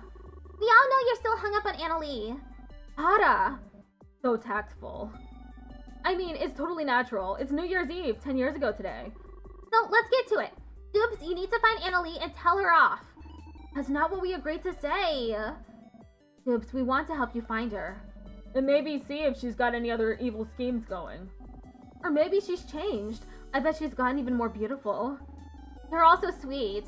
I have been thinking a lot about trying to find her, but I have no idea where to start. I tried looking on the Facebook. It's just Facebook now. But she's not there. I don't think she wants to advertise where she's been. Oh, princess. You still haven't gotten any better with the internet, have you? I'm fine with the internet. It's just not fine with me. I have a little treat for you. Check your texts. Are you serious? Is this for real? It seems so. I know I trust KJ's sleuthing. It's worth a shot, isn't it? You should go. If only to tell her I'm still mad at how she used me. Do you want to take my camera? They're so small these days. You can go undercover. Honey, I think she wants to go as herself to talk it out with Annalie. Alright, but you could take my camera and I could give you an earpiece and...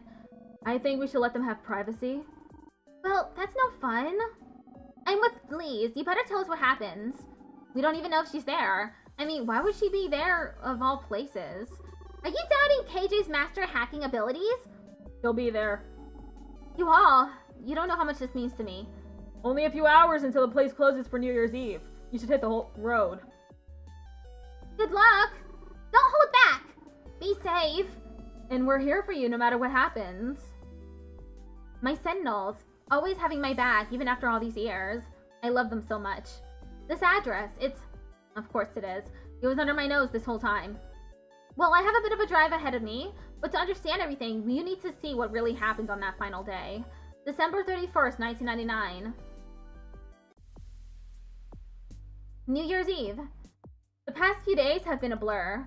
After I got back from meeting Anna Lee, the Sentinels called me to tell me the news from Lee's and KJ's break-in at the Glamour Pop headquarters. As it turns out, they're sure Anna Lee's our culprit regarding the magic disappearing. Not only is she stealing our powers, but she's plotting something big and villainous too. They were hesitant to give me all the details. They knew something was up.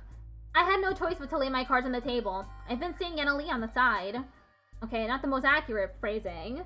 That definitely earned me some weird looks from one half of the table, and Ada and KJ yelling at the other end. At least my actions achieved a little solidarity between them for the first time ever. I skipped out on the nitty-gritty details about Strawberry Saudi to save myself and Anna Lee from having even more group scrutiny. That was all I could handle that night. They asked me to call a meeting to discuss what we could do. That was days ago. I hear my phone ringing every once in a while, but I don't know if I can gather up the courage to even leave my room. I froze with Anna Lee and I was freezing up now. I'm letting everyone down, but I just can't. Alistair stares next to me, his head turning towards the front door. Huh? Miranda? And Ada? And Jackie? Boobs! So you were home. Why haven't you been answering our calls? Told you, Goobs totally holds up at home when she gets depressed. Just realized their pants are ripped when they're older? Yeah. Have those ripped up jeans.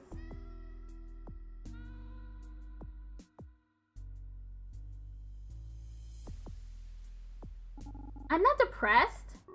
You are. I'd be depressed too if my supervillain girlfriend dumped me. Ada? Breakups aren't easy. I told you guys, it was a big misunderstanding. She's just a friend? A confidant? I don't know. Things got really, really complicated. Obviously. Don't worry about it, Goobs. Ada's been worried sick about you. We all have been, actually. Hello, Eli. It's bad out there. We passed by the store you work at. It's on fire, literally. Under normal circumstances, I'd cheer the thought of my workplace up in flames. But after what Anna Lee told me about where Fruit Fatale's cafe... Sorry, there's just been a ton on my mind. Hello, Ethan. Did you find out Anna Lee's plan? That's what we've been trying to call you about. Yeah, so your CEO girlfriend has been up to all sorts of shady stuff. Ada fills me in about the details of what happened. Anna Lee wasn't just stealing our powers, but stealing money from the sentimentality line, too. All the profits were supposed to go to a charity of Ada's choice, but according to KJ, the cash from the pre-orders were filtering into some offshore account. Ada gets too frustrated to continue, so Jackie picks up the slack and tells me about the website confirming Anna Lee's association with Fruit Fatale, something I knew already. But what I didn't know is that Anna Lee would be waiting on the rooftop of Glamour Pop headquarters for a self-proclaimed New Year's Eve party. Presumably waiting for Ada and the other Sentinels to challenge her on everything regarding the makeup line. And that's it. I wish you could have been with us last night, though. KJ and Lee's were hyped up like they had just pulled off a big heist. Lee's was on the brink of switching careers from makeup assistant to professional spy. Okay, I kind of regret not leaving the house. Listen, I had my reasons. I was engrossed in research. That sounds promising. I'm encouraged by Miranda's warm smile. Well, get your butt dressed and bring that research with you. Do?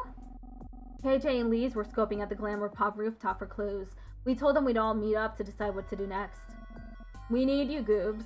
Miranda looks pointedly at Ada.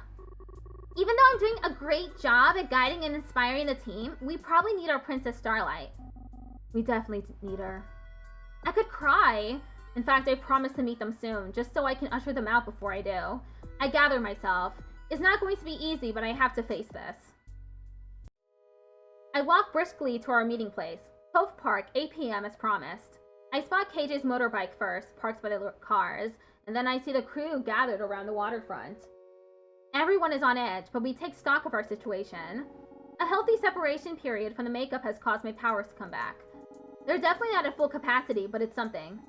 And I was hoping, if it's like this for me, everyone else should be in a better state as well. The group ascends one by one. Jackie's flames are burning brighter, Ada's songs are potent again. Miranda's bursts of stardust are bright and lively. KJ's bubbles are properly bubbly.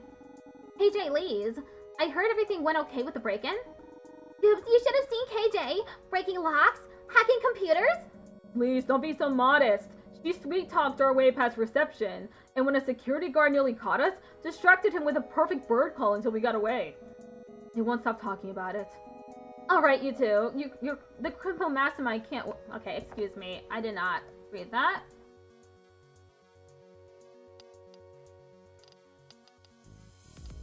Okay, it's quiet for a moment. I didn't read that correctly. What are we going to do about Annalie? Ada raises her hand first, looking determined.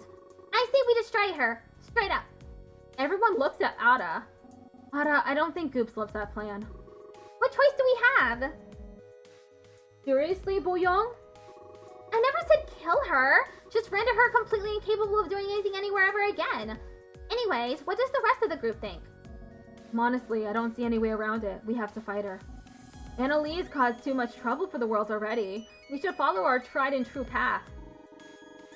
No matter what we do, we have to expose her for the harm she's caused. They all turn back to me uneasy. I'm shaking. How can I just turn up and fight her? Isn't there another way? Maybe we can keep from fighting. Didn't you say you had some research, Goops? Oh god, I'm going to start sweating. They're all looking to me to lead, and I should. But I can't seem to face it. I distract myself gathering my research. I accidentally drop my bag. Newspapers, magazines, even website printouts are scattered all over. The team runs to gather the pieces. This is what I've been working on. Mostly regarding Fruit Fatale, but also whatever I could find on magical girl history in general. I've been getting better at navigating the internet lately. Do you guys know what forums are? They're like community bulletins, I guess. Out of the corner of my eye, I spot Miranda carefully toeing around the papers on the ground. And I found this really weird one about magical girls, but it had a lot of helpful picture resources. Hey Goops, can I take a closer look at this? I nod, and Miranda gingerly picks up an old photo of Fruit Fatale together. Hey, is that Annalie? Yeah, back in the day when she was a magical girl. Aw, I'd say she looked sweet here if she wasn't such a... Annalie's not what I'm looking at. Huh? Jackie wanders over too, peering over our shoulders and squinting hard. Is that? That girl too. Oh my god. How did I not see it before? The idea hits me suddenly and fervently. I know what we need to do. We'll need to work fast if this is going to work. Do you trust me? We'll follow your lead here. We trust you. Yeah, even I can agree to that. If only to make sure we do something. I'll follow your lead, princess. I'll be here to support you all and do my part, no matter what. I won't let you down. You can count on us regular folks as well. Okay, gather around. There's not much time. I climbed the stairway of Glamour Pop's headquarters up to the roof level. Just as we predicted, there was no sign of any New Year's Eve party like Annalie had told Ada. Even security had been sent home, so KJ had to pick some locks.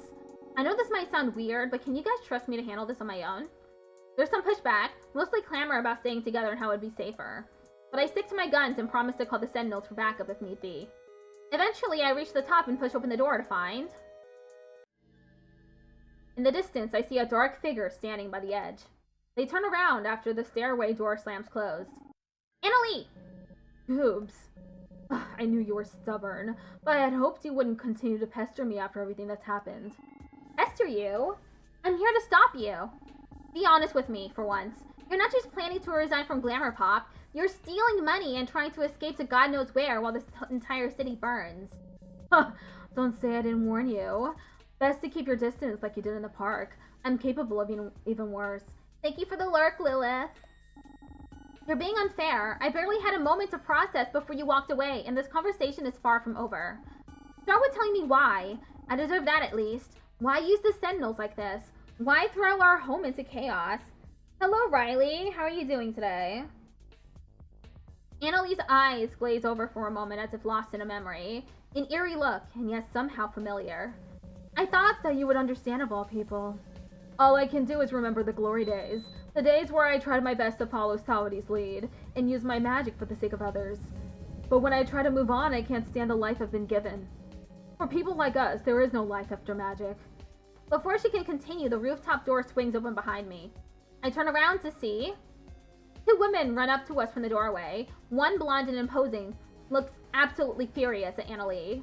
Oi, Anna! That's enough! I'm sick of listening in on this mopey bullshit! Oops, I hope we didn't scare you. Oh, not at all. Rather, I'm glad to see you both made it in time. Why are you two here? How could you have known? I've got the Sentinels to thank, actually. I explained that Miranda was the first to notice a young Muscat Merino looking strikingly familiar to Miss Violet, our teacher at Emerald High. Similarly, Jackie's eye drifted to Banana Brie, who looked suspiciously like a frequenter of the Golden Glove. This city is far too small. And you're trying to burn it down, my dear former students are to be believed. Listen, Anna, Marina and I can't stand to hear you crying about how you have no reason to stay in Diamond Cove, and that there's no future for people like us. You and Saudi weren't the only members of Fru Fatale. I've tried for years to get in contact with you. We thought you didn't want to talk to us. And maybe that's still true, but we're here anyways. There's nothing to talk about. Annalie cocked her head slightly. Or don't tell me, you'd like to play catch-up with Saudi's killer? Rhea and Marina draw back, looking aghast. Something tells me this isn't where they were hoping to steer their conversation. Who said anything about killing? Damn it, please don't tell me that's still what you think happened all these years. I'm gonna tell you this one last time. That day when Saudi lost control of her power, she was smiling at us through the pain. Rhea, not this. And I've told Marina this over and over. I saw it. She fell because she made a choice. She did it to protect us. Seriously? Saudi didn't have control over what was happening, not the end. Can't we just accept that it was out of our hands, instead of blaming ourselves for our death or making up a story to make us feel better? Speak for yourself, Marina. Saudi was strong. She never gave up on us, and I know she wouldn't give up on herself either, which makes my actions even more despicable. So you're still on this self-destructive crap. How do you think that would make her feel? You're betraying her sacrifice. You're both trying to make this into something it's not. It was an accident. And don't tell me about what she would have wanted. We should grieve, but we also need to live our lives. Isn't there anything I can do to stop this whirlwind of arguing? I brought Brie and Marina here because I thought they could help. The only thing I've done is push Annalie into a corner. In the end, I still can't do anything right. I stare at the ground, sweaty hands bunched up in my skirt, thoughts racing. And out of the corner of my eye, I see green sparks. Deny the truth all you want, but I know what happened. I know what I am. And I'm going to make sure what happened to Saudi will never happen again, even if... Ugh. Annalie flinches, looking desperate for a second. The sheer force of her magical power completely overwhelms me, as the air around us is charged with energy. Rhea is frozen in place, while Marina drops to the floor with her head in her hands. No, it can't be! Annalie, please, let's put a stop to this! There has to be another way! She doesn't hear me, not while the green light crackles around her and twists away the Annalie I know. I won't hold back. Not against my so-called friends. Not even against you. Bree holds her fists out and begins to charge, but it's quickly brought to her knees as her energy is drained away. Fuck! Anna, what's wrong with you? A crack of green light and Bree is knocked back into Marina's arms. He's a monster. It's all happening again and there's nothing I can do. It's now or never, Starlight. Better call the rest of your Sentinel brats unless you've already given up. I think about doing so, but stop myself. Is the fight really how I want to handle this?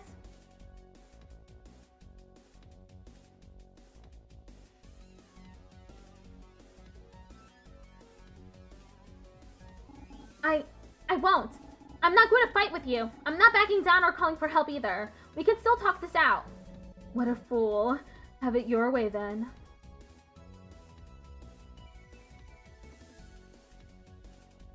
This isn't you. Please, you don't have to do this. I know that you've never wanted to hurt anybody. Oh, and how can you claim that so definitively? Tickled off Patrick just redeemed Yeehaw. Thanks for redeeming Yeehaw again. The Annalie I know is considerate. Like, ridiculously so. She buys 3 separate dinners for a first date. A date? Or, please, I was just trying to pry information out of you. Midnight Lady absorbs magical power from Sentinel Starlight. Back when we met up at the cafe, you said I was making a positive difference in the world just being a makeup salesperson. That meant the world to me. I know you want to make a positive difference, too. It was all a ploy. Don't you remember? I'm at the top of the corporate chain. Think about who stands to benefit by keeping you at work. You're beneath me. Midnight Lady uses dark dissension. Disguises. Damn, this is really starting to hurt. It was fun breaking into the old classroom with you. It's like we went to school together. Our schoolgirl days couldn't be more different. You think you had it bad? Don't talk to me about shared experiences. You've never lost anything like I have. Midnight Lady uses dark dissension. Damn! I'm nearing the end of my rope. If this doesn't work out, I don't know what will happen next. I wish you had stuck around longer at the park that night. I wanted to tell you how we really felt. That you were faced with a horrible situation and that I wanted to tell you that it was alright. I wanted to tell you that I accept what happened. I accept you. Shut up. Midnight Lady uses Shadow Blast. I'm completely at my limit, but somehow I'm still standing. Come on, Annalie. Why won't you heal yourself? Attack me. Call upon the Sentinels. Do something. I don't want to use my powers on you. Not after everything you've taught me. Wouldn't you agree? That everything that you've done tonight is not who you really are or what you believe in. Our magic isn't for hurting others.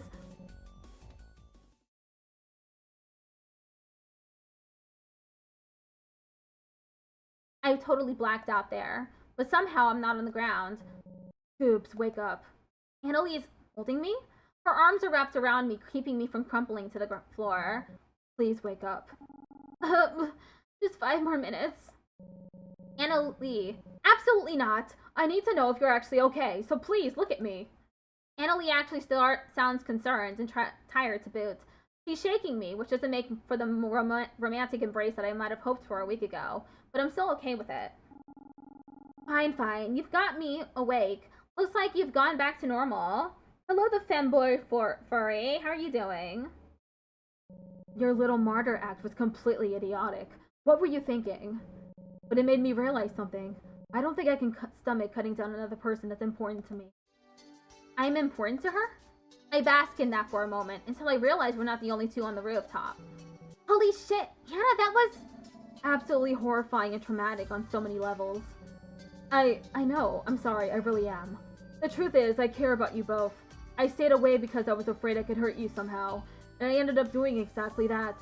But I don't expect that I can reconcile with you all about what really happened with Saudi. To be frank, seeing you all again pushed me over the brink. I looked over to Bree and Marina, expecting sadness or anger, but now you're actually talking to us, Lena. I haven't heard you say anything that genuine in a long time. I appreciate it. Seriously, we want to be in your life. You're right. Honestly, you're both too good to be around someone like me. Oh my god, please shut up!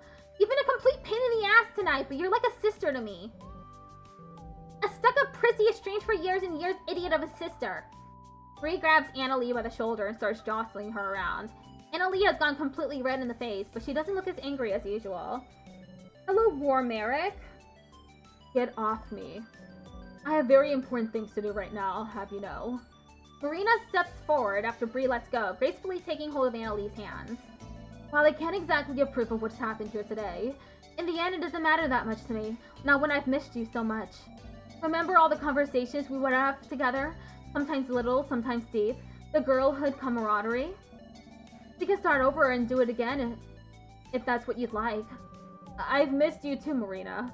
Your kindness and wisdom is something I've clearly needed in the past few years. I give them their moment until Annalie breaks apart and marches away with a serious expression. Clear the roof and go inform the Sentinel members of the situation. I need to make some calls to deal with this situation. I need a few minutes alone. I perk up. Annalie's going to fix everything then? This whole time it's really been that easy? I nod and motion to leave with Marina and Bree. Stay put, Goobs. But your super secret phone calls?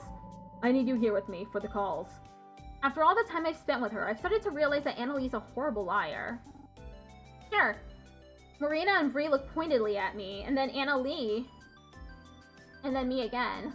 I see. Take your time. The hell's going on? We're dipping? Marina grabs Bree's arm, guiding her towards the rooftop stairwell, and closes the door with a slam. Annalie motions for me to come forward, and I join her to look out at the sky. Not a bad view, right? I used to come up here after an all-nighter, back when I was on the lower rung of glamour pop. Yeah? It's still hard for me to picture an Annalie that's not at the top of this corporate food chain. Call me Anna. Anna? God, why do I feel so embarrassed about that?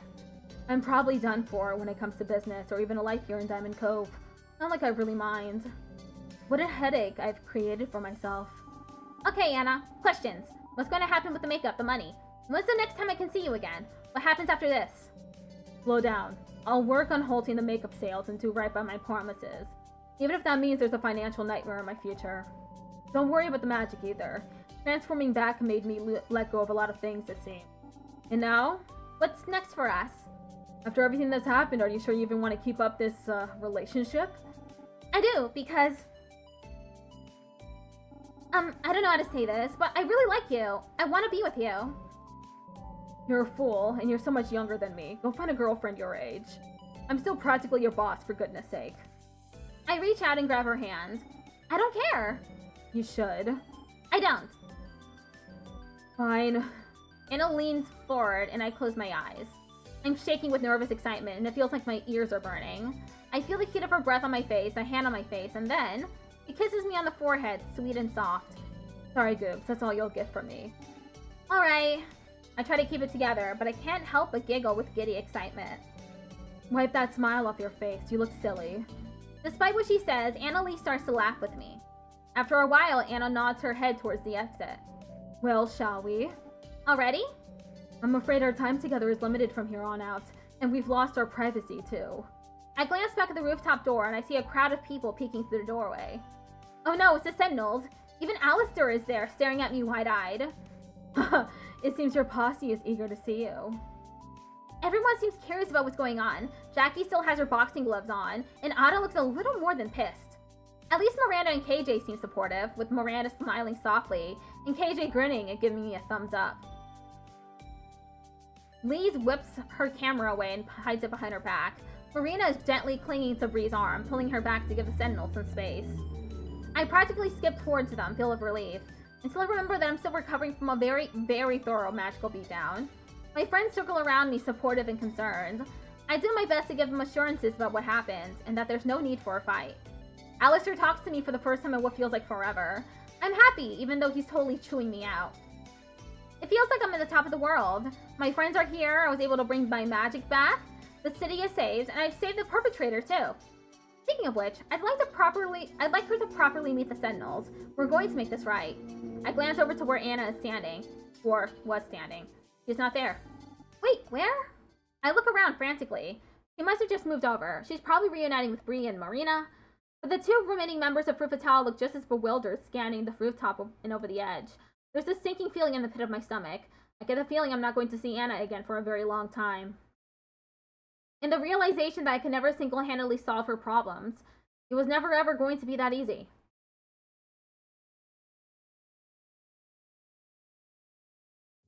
And just like that, there is no sign of Anna-Lee, Midnight Lady, or any other alter ego. With the end of a century comes the end of magical trouble, and seemingly the end of my relationship with her. I searched insistently in the following weeks. My lead was that the makeup was called back, and the money issues were ultimately resolved, but all behind strictly closed doors. It happened on a businessy, official level I was never able to breach despite my best efforts. And so, time stretches on into months and even years. Things change for me. I decide to move on and to focus on my career. I leverage my extensive makeup knowledge to formulate an entirely new brand of products. It's a leap of faith, but it works out, despite the ups and downs of business. I can't say she didn't warn me about that. I take on new experiences. I have new relationships that are fun but fleeting. My body changes, but I'm a lot happier and healthier. This time, I stay in proper contact with my friends. The best part is watching them grow alongside me, and I cheer when I see them thriving. But all the while, I can't help but stop and look back on what could have been. So that's why I go. December 31st, 2009. It's a nice cafe, tucked away in a small town, but it seems like a friendly place. There's an elegance to the decor, simple but an eye toward beautiful craftsmanship. I only showed up 10 minutes before closing time, and I walk in as the last customers walk out. There's no one behind the counter, so I stand nervously looking at the menu. It's a no-frills kind of place. Fine coffee from around the world, nice teas, delicious-looking pastries. If she's here, if she's really here? Oh god, what have I driven all this way for? What if she hates me? What if she's put all this behind her? No, I have important things to say to her. Unanswered questions, unavoidable feelings. What if she doesn't want to speak to me? What if... The curtain leading to the back is pushed aside. It's unmistakably her. Her look has softened. She has an apron on her and glasses that frame her face nicely. She looks up at me. You caught me right before closing. What'll it be? She sees my face and stops short. Her shock is replaced with a short laugh. My fine establishment does not serve such nonsense. Sit down and I'll get you something better. She gets right to work on my drink. I sit down on a comfy table nearby and watch her move around with grace and expertise. It's a quiet moment, enough for us both to gather our thoughts. Then she sits down opposite me with a drink of her own and a scone. Since you always loved sweets. She hesitates. She even looks nervous. Starlight. Oops. I know I left suddenly. I can't say I haven't thought about what I might say if you stepped through my door one day. There's a lot I want to say too. Got New Year's Eve plans? In fact, I do. Oh crap, a holiday. What a terrible time to come digging up the past. I should go. I see your face. I meant I had plans with you. Talking over a pastry and a nice warm drink. Oh!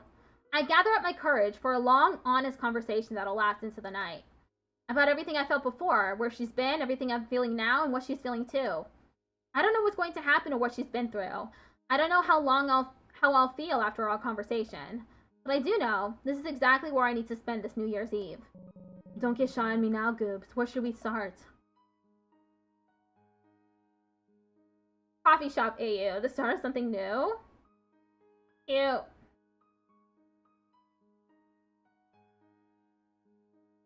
Thank you for playing!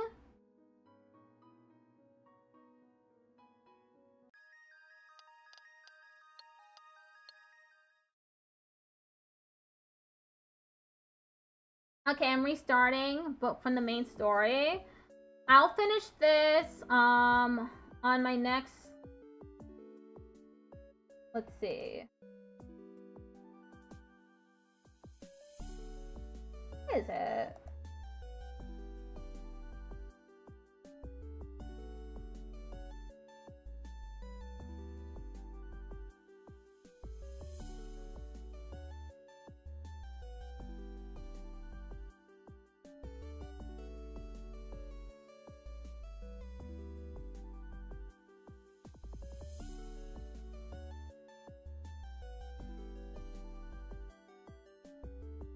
I seem to have, like, closed or something. Oh. I accidentally, wrote over it, but... The next time I play this game is gonna be on Monday the 22nd at 5:30. I'm a 22-year-old high school dropout who's a bit of a klutz. My blood type is O, my star sign is Libra, and in some days I wish I didn't save the world. I should probably provide some context for that, huh? See, a few years ago, my best friends and I were fighting the forces of darkness almost every week. We were the Sentinels of Justice, and I was their leader, Princess Sentinel Starlight. We saved humanity more times than I can remember. You could say we were a big deal. Except we were all still in high school, so we had to keep our identity secret.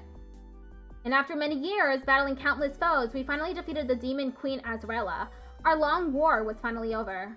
And that's the worst part. It was all over, all of it. In a few short months, the Sentinels went our separate ways. We retired from magical girlhood, and that's when my life really started to take a turn for the worse. Something most people don't realize about heroes is how saving the world all the time has its price. My price was terrible grades all throughout school, and in the end, I dropped out entirely. I never applied to college, vocational school, or considered any careers outside of being a magical girl. I didn't even have time to think about it. Turns out, saving the world from doom about once a week for 5 years isn't something you can put on your resume. My life peaked at 15. Now, I'm grinding away at a dead-end job at a makeup store to try and make rent. Living in a coastal city like Diamond Cove on minimum wage is a daily struggle.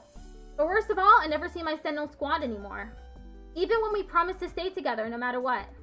Nobody warned me that maintaining friendships as an adult is more challenging than any supervillain. What kind of happy ending is this? My life's a joke. I'm broke. My love life's DOA. In a week and a half, it'll be New Year's Eve, and everyone's all excited or terrified for the year 2000 and the new millennium. But I don't even know what I want to do tomorrow, let alone the rest of my life. At least I still have one friend left from those old days. Goobs, you seem kinda down today. What's the matter? Oh yeah, I should probably explain. I have one remaining friend from those days. My cat. He talks and comes from outer space. I may need to explain the details another time. Oh, it's nothing. Come to think of it, you've been down a lot lately. It's not befitting behavior for a world-saving alien princess.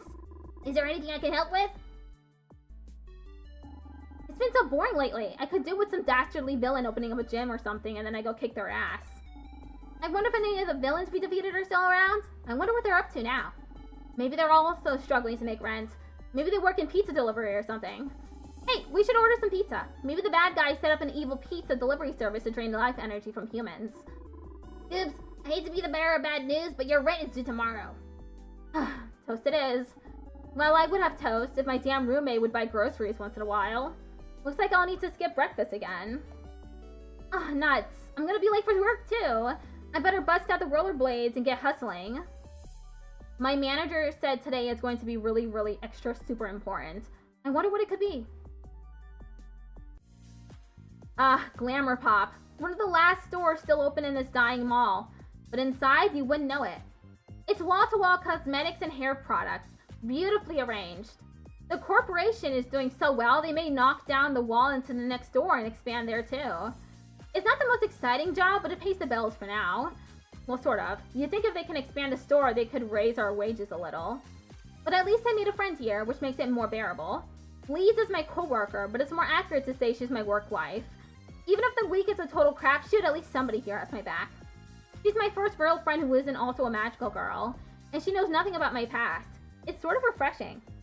Lise is funny, passionate about the environment, there when I need her, steady is basically my rock. She's also hiding behind the counter hyperventilating. Why are there so many people here? It's not that many. Okay, wait, it is kind of a lot. You got this. Remember what we say when things get tough? I am tough like spider silk. And that's the strongest thing ever. Arguably, the shell of a tortoise could be considered stronger if you take into account the... Please concentrate. Wasn't something happening today? All right. What the heck?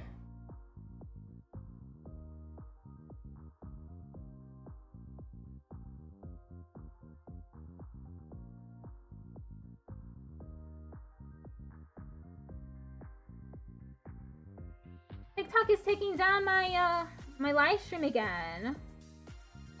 I don't know why.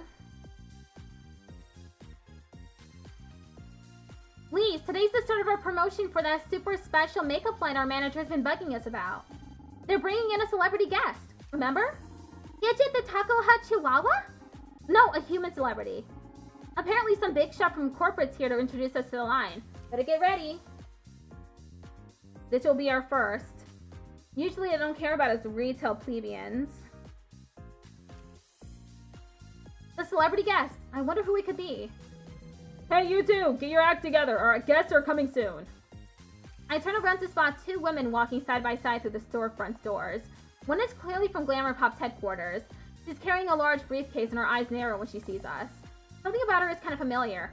Then it clicks. I've seen her over on Borbs, that fancy business magazine that props up successful rich people. Her name is Anna Lee, the woman who rapidly climbed the ranks of Glamour Pop and turned it into a makeup empire. They say she's a business genius, but she's ruthless too. A nightmare to handle. My manager is putting on her best customer service smile for her. I bet he's scared straight. As for the woman walking next to her, I see a flash of pink as a woman decked out in elegant cream-colored idol attire trots by Anna Lee's side. Everyone knows her as Ada now, but I knew her as Boyoung Kim, our second-in-command, Lieutenant Sentinel Aurora. We've had our ups and downs. She's caring but opinionated and hot-headed. Back then, we were close, but we argued a lot. After the final battle, we kept in touch for a few months, but that faded out. I haven't talked to her in years. Since then, she entered the music industry and became a pop idol, and she's been popular since debut. I would have been happy for her, but we were supposed to keep our identities a secret. When she debuted, she revealed herself as Sentinel Aurora to the world.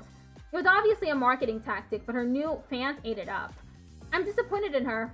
Never thought she would use her identity to try and gain fame. I bet she's changed even more so now. Honestly, I wouldn't be surprised if she just pretended not to recognize me. As Ada glances over the crowd, she locks eyes with me immediately. He's coming over here. Oops! What are you doing here? Actually, I work here now. Oh! Ada fiddles with her necklace, which I recognize as her Sentinel ring. We each have one and is the source of all our magical powers. She still wears it after all these years, huh? The silence hangs in the air and the atmosphere is awkward. It's been so long that I'm not sure what to say. It's nice to see you again, Boyo. You can call me Ada now. It's my stage name, but I prefer it to my real name. Oh, okay. Got it. No problem. So what have you been up to lately? I haven't heard from you in ages. Ada, well, it's nice you've reunited with your, friends. Why don't we get down to business? Everyone else is waiting for us, after all. Right, sorry. I'm ready when you are. Annalie claps her hands and everybody in the store stands at attention. Glamour Pop is proud to announce the greatest, most ambitious launch in our company's history. Annalie lays down her briefcase on one of the empty tables. She opens it up to reveal a trove of plastic sample bags full of packaged makeup. From what I can see, everything looks cute and colorful, with star and ring motifs, just what I like. The color coding reminds me a lot of the Sentinels, actually. We'll be doing our first ever Magical Girl themed makeup release, using the iconic imagery of Diamond Coat's very own Super Sentinels. What? Annalie continues on explaining the specifics of this so-called collaboration while my mind reels. I shoot Ada a pointed look. How could she have let this happen? First she uses the Sentinel to pave her way to fame, and now she's allowing our image to be used for marketing makeup products? As a former member of the Sentinels, I'm so excited to share our history with all of Glamour Pop's customers. Please support the new line. You must be joking, right? Or is this some crazy dream that I have to wake up from? I pinch myself. Nope, this is happening. Ada, this is such an interesting concept, one that I would have loved to hear about ahead of time.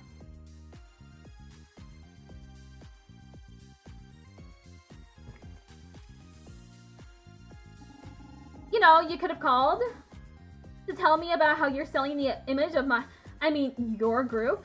Oh, don't be silly, Goops. That'd be breaking my NDA. She gives me a half smile, half grimace, while blinking rapidly from me to Annalie. Lee seems to pick up on my discomfort. Why magical girls, though? They say they're always saving the Earth, but when I see them fight, it's just magical people fighting magical villains. The nature and regular people pay the price of their collateral damage. Couldn't they use their powers for more pressing issues? Or better yet, couldn't we have heroes that aren't moon charged, but are just regular people doing the hard work of really saving the Earth? You're right. They just cause more problems that they solve. And for what? Maybe they should all disappear. That got kind of dark. I wouldn't want them to disappear. I just don't like that they get all the credit, I guess. Other people help save the Earth. Ada looks baffled by the conversation. Moral opinions on magical girls aside, I lean into Ada, whisper distance. Ada, you really don't think I would have approved something like this, would you? I suppose not, considering you're not in charge of it for once. Dimly, I get the sense I'm getting glared at, and it's not just from my manager. I turn my attention back to Annalie as Ada glides back over to her side. Regardless of your personal feelings, the reason we're here is to offer our prospective customers free samples of the Sentimentality line. The employees, of course, get first pick. Perhaps it'll change your mind. We start to open up the samples Annalie presented us with. Admittedly, the formulas for this line seem solid. The eyeshadow glides over my eyelid and the lipstick's creamy base feels great to apply. I take a glance over at Lee's and can't help but crack a smile. Please, are you trying on the makeup your way again? You know it. Goodness gracious, what on earth are you doing to your face? Did you know that flamingos use an oil secreted from their butts to keep their pink feathers from fading in the sun? It's like rouge. This pink reminds me of that. How ridiculous. I thought you trained these girls. Ma'am, we do. This hire just has unique taste. You bet she's unique. I always look forward to her next look. The way she does eyeliner is totally the future. It's not even near her eyes. I like to make pretty leaves on my cheeks, like I'm hiding in the jungle. Well, that certainly was a demonstration of our makeup. Count on my weirdo leaves to brighten up a bad situation. A demonstration of what not to do. Now our manager looks like he's about to pass out. Did I do it wrong? I'm so sorry. This is just such a special occasion, and she was very excited to try on everything. Are you an idiot? What do I pay your salary for? Image is power, and this is not the Glamour Pop image. She's so scary and pretty. Lise looks like she might faint or develop an unhealthy fixation. Will she get fired? I should do something. Quickly, I try to recreate Lisa's creative application on my face and look defiantly at Annalie. A show of solidarity, huh? How quaint. She leans in close. But I'd think twice before you cross me again. Gulp. Okay then. I guess this strange girl can stay. But Annalie turns to the manager. But you're fired. What? I must get to my next meeting. Ada, come along. Other stores are expecting us after all. Expect shipments with more sample packages inside. We'll be distributing these to our customers over the next couple of days. My manager opens the door for Annalie and Ada as they walk out. He looks utterly defeated. Ada glances back at me at the last moment. I give her a look as if to say, we're talking about this later. Lise nudges me. My life flashed before my eyes. Thank you for your help back there. Anytime. That Annalie sure is a firecracker. The day just got started, but I feel like I just got off a roller coaster. That's when I see Alistair come crawling around the corner. What does he want now? Tickled off Patrick just redeemed Pat My Head. Thanks for redeeming Pat My Head. I'm still waiting to see if my appeal goes through on TikTok. I don't know why they keep tagging my content as unoriginal or reproduced. A kitty! Wait, it's too late. Lise is showering Alistair with pets. He seems to accept them, so I wait a moment. It's a long moment. Lise, shouldn't you watch the register? Oh my gosh, I forgot about my job! Alistair, what are you doing here? I don't think seeing Ada on Today of All Days was an accident. Oh, so you saw Ada walk out. Something of fate is in the air, Goobs. You should call the others, Nya. Really? I don't think they want to hear from me. You can't ignore my magical cat senses. They are never wrong. Can your magical cat senses mend years of tense silence and resentment? Oh, don't be so dramatic. I'm not going to call them. To be honest, I don't even have their numbers. It's that or you may find a hairball on your pillow later. Gather the sentinels. Fine. It has been a long time. I don't even know how to start finding the sentinels again. Jackie? Yeah, Jackie wouldn't scream and run away at the sound of me. I think I'll drop in on the gym where she works, where she trains. Hopefully she's there. I'm just going to appease Alistair. Then it's back to regular old boring life. Hello, coconuts.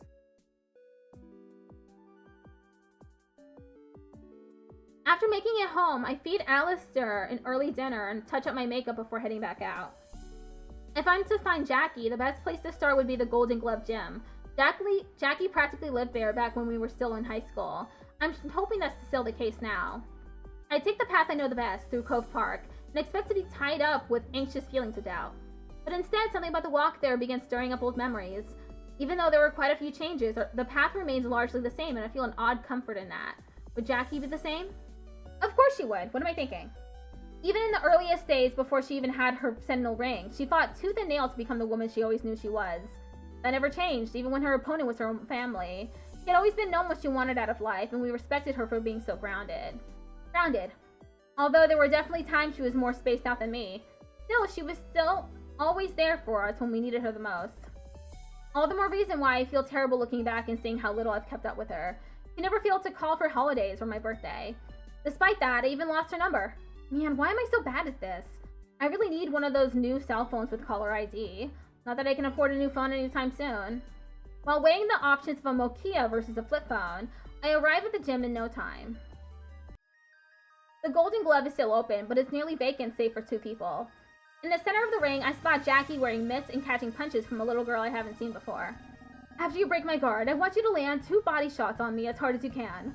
After that, I'm going to swing, and I need you to roll and repeat the pattern. I got it this time, coach. I'm ready. Then show me. Let's go. This new girl starts to throw a flurry of punches that Jackie catches with her mitts. Every so often, she lets a few slip by her, allowing Layla to hit her in the same spots. Ad starts in 1 minute. Jackie isn't just standing there and taking it either. Every so often, she quickly swipes her mitt near Layla's head to punish her.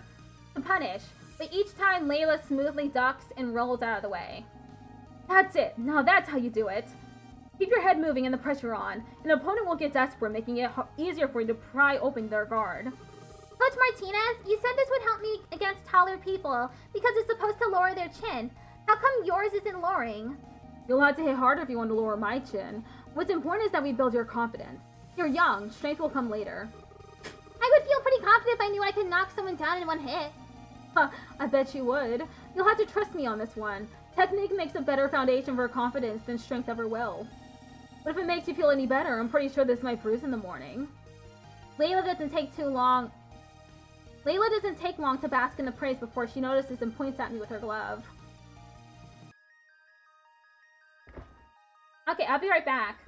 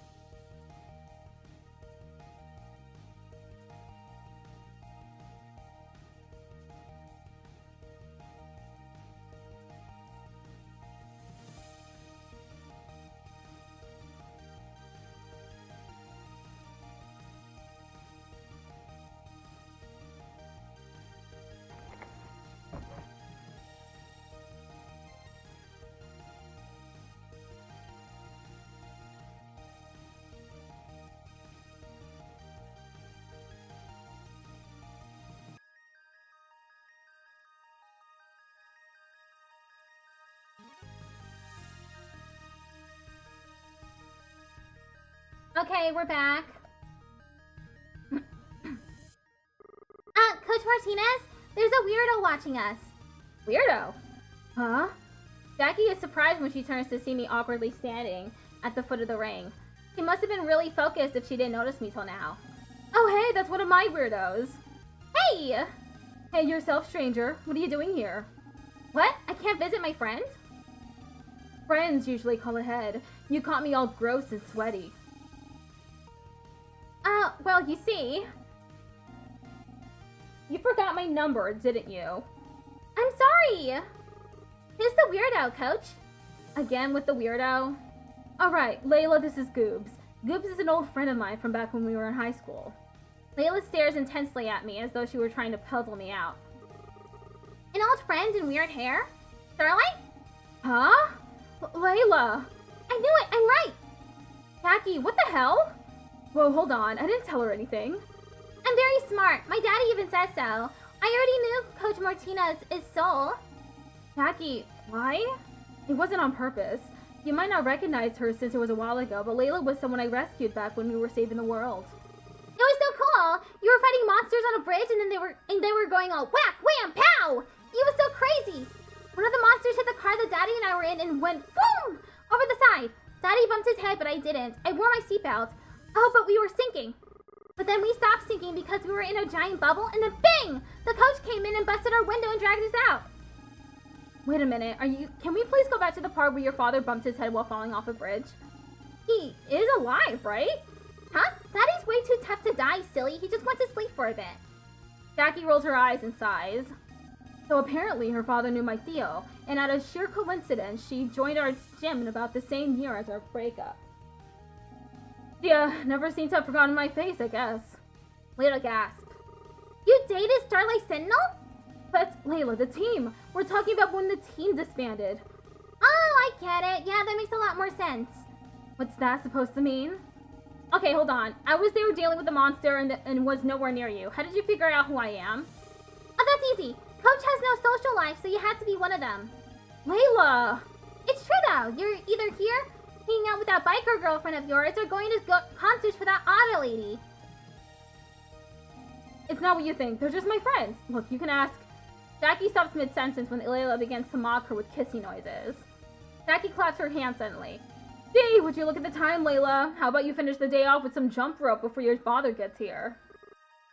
What? Hop to it. Layla nearly trips over herself as she runs off without question. She can be a handful, but she's got a good heart. Appeal not approved? I don't understand. Well, I'll finish off the stream, but I don't know how to get TikTok to stop restricting my live streams.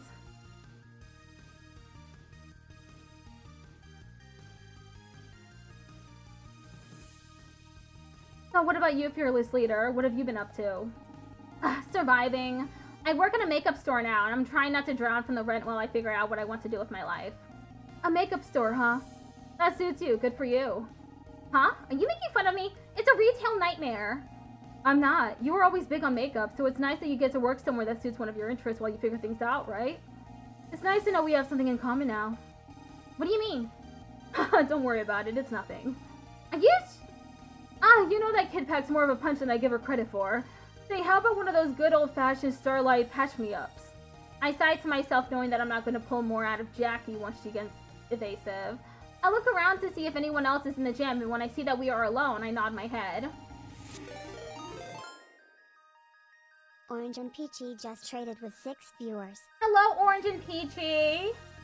You've raided into the Chunky Pride raid train. Hello, everybody! In 15 minutes, I raid out. The next person in line. I'm Melody Wisp. I'm a variety streamer, VTuber, voice actor, and accessibility provider. Most days I stream video games.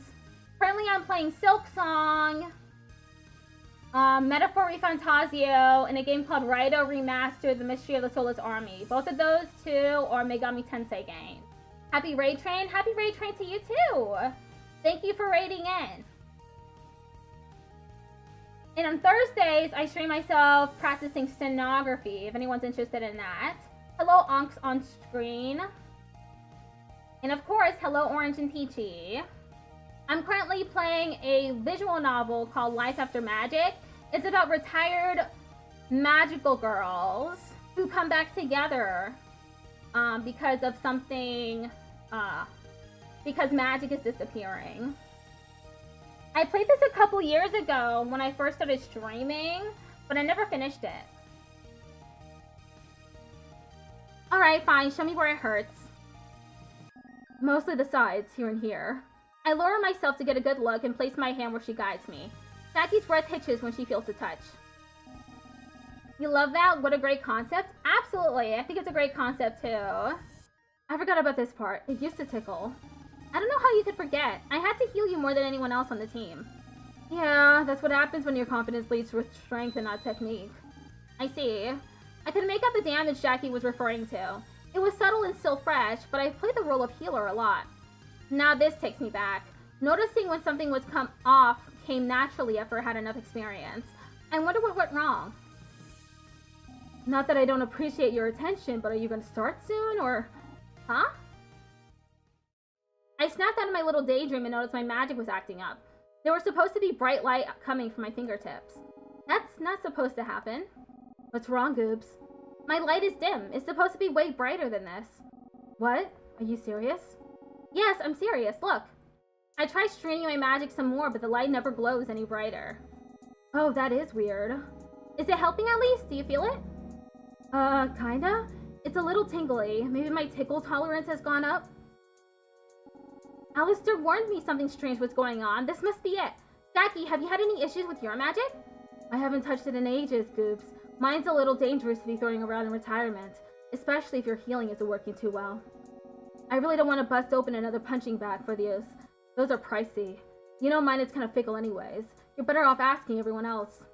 Besides, if the little dude says there's something is up, he's usually right. I tried my best to hold back a groan. I knew I had an I told you so waiting for me when I got home. More than that, this was not how I pictured meeting up with everyone again. Fine. I guess I have some phone calls to make. Do you think that maybe you could... Missing their numbers too? Yeah. Don't worry, I got you. Jackie runs across the gym and pops open a door leading to an office. I can hear her scrambling for a few things here and there, but soon enough she comes out with a piece of paper and hands it to me. Here, this should be all of our numbers. Once Layla gets picked up, I'll be good to go. Just give me a call when you figure out when and where. But for now, I gotta get back to her training. We've got time. Ditch the rope, Layla. Let's take it back to the bag. Same routine as earlier. Show me how you're going to be the champ. Yes, coach! Layla straightens up, tidying up her footwork. She releases a barrage of punches upon the training bag. Right, thank you, Jackie. I guess I should head out then. Hopefully I'll see you soon. After saying my goodbyes, I take one last look around the gym and wave to Layla before I leave. I text the former Sentinels to meet me at the park. I scope out a place that's empty, so we won't be overheard. Magical Girl 101, keep your identities and intel secret. Too bad our hideout was destroyed when Solaire lured the treacherous tango dancers right to us, using the wrong card from his magical deck and blew the whole place up. Solaire? Oh, I hope you never meet him. Ever. Ever, ever. I'm serious. Hello, Daniel. How are you doing? Shudder. Anyway, you did send the message out, right? Pages have been sent all around. I wonder what Ada will be wearing today. Not this again. Mercifully, someone has arrived before I hear another rhyming ode to Ada. Looks like Ada and Jackie are here first. I caught her on the way in. She's hard to miss. I'll take that as a compliment. Miranda, aka Sentinels Nova, arrives next. She still has that glow about her. Her specialty was creating things out of stardust, and then exploding them. She was never the most talkative member of the group, but she always pulled more than her weight. Hey everyone. Long time no see. Miranda nods awkwardly. Yeah, it's kind of partly my fault for not seeing her. Best not to shine too bright a light on that. Jackie and Miranda share a brief but friendly wave. Those two never were super close. Ada bounces to her. Miranda, how's work going? Oh, where do you work now? You didn't know? Typical. You didn't know where I worked until this morning. I wouldn't say that's my fault. Miranda, excuse me. Come on, you two. Dibs, I'm working at a wood shop these days. It's good. I really wanted to put our magic days behind us, so I was surprised that you called us. It's hard thinking back on those times. Miranda blushes suddenly. Oh well, visit me at the wood shop anytime. I can, show you something I've been working on in my spare time. That sounds great! So that's almost everyone, but there's still someone missing. Sentinel Perigi, our awkward little bubble girl. It's not like her to be late. So, does anyone know if KJ got the memo? He probably won't come. They. Hey, all of us now. They? Oh, I guess if you haven't seen them in a few years, you wouldn't know. KJ realized they're not a girl about 2 years ago. They don't want to be called a girl or she. Just show them the same respect that you've shown me. Okay, I'll try to remember. So, they are still going by KJ, yeah? Yeah. Well, they're still our shy little Perigi. I'll accept them no matter. Someone pulls up on a motorbike. Weird. I don't know what someone would be doing here at this hour. The stranger dismounts and walks toward the group. They remove their helmet. Oh my god. Hey there, handsome. KJ? Hey, princess. It's been a while, huh? Sorry I'm late. I try my best to keep composure over how different KJ is compared to when we were in high school. Wait, are those tattoos? Never mind, composure lost. Are you feeling okay? You look a little out of it. Aw, thanks, princess. Yeah, after the Sentinels split up, I was left figuring out what I wanted to do with my life. Turns out the bigger question was not what I wanted to do, but who I wanted to be. I kinda always wanted tattoos and to dress like this. Even back in the old days, I was just too chicken. Anyways, I don't think we all came here to hear my life story. I take it that's a problem? Alistair has been behaving really strangely during this conversation.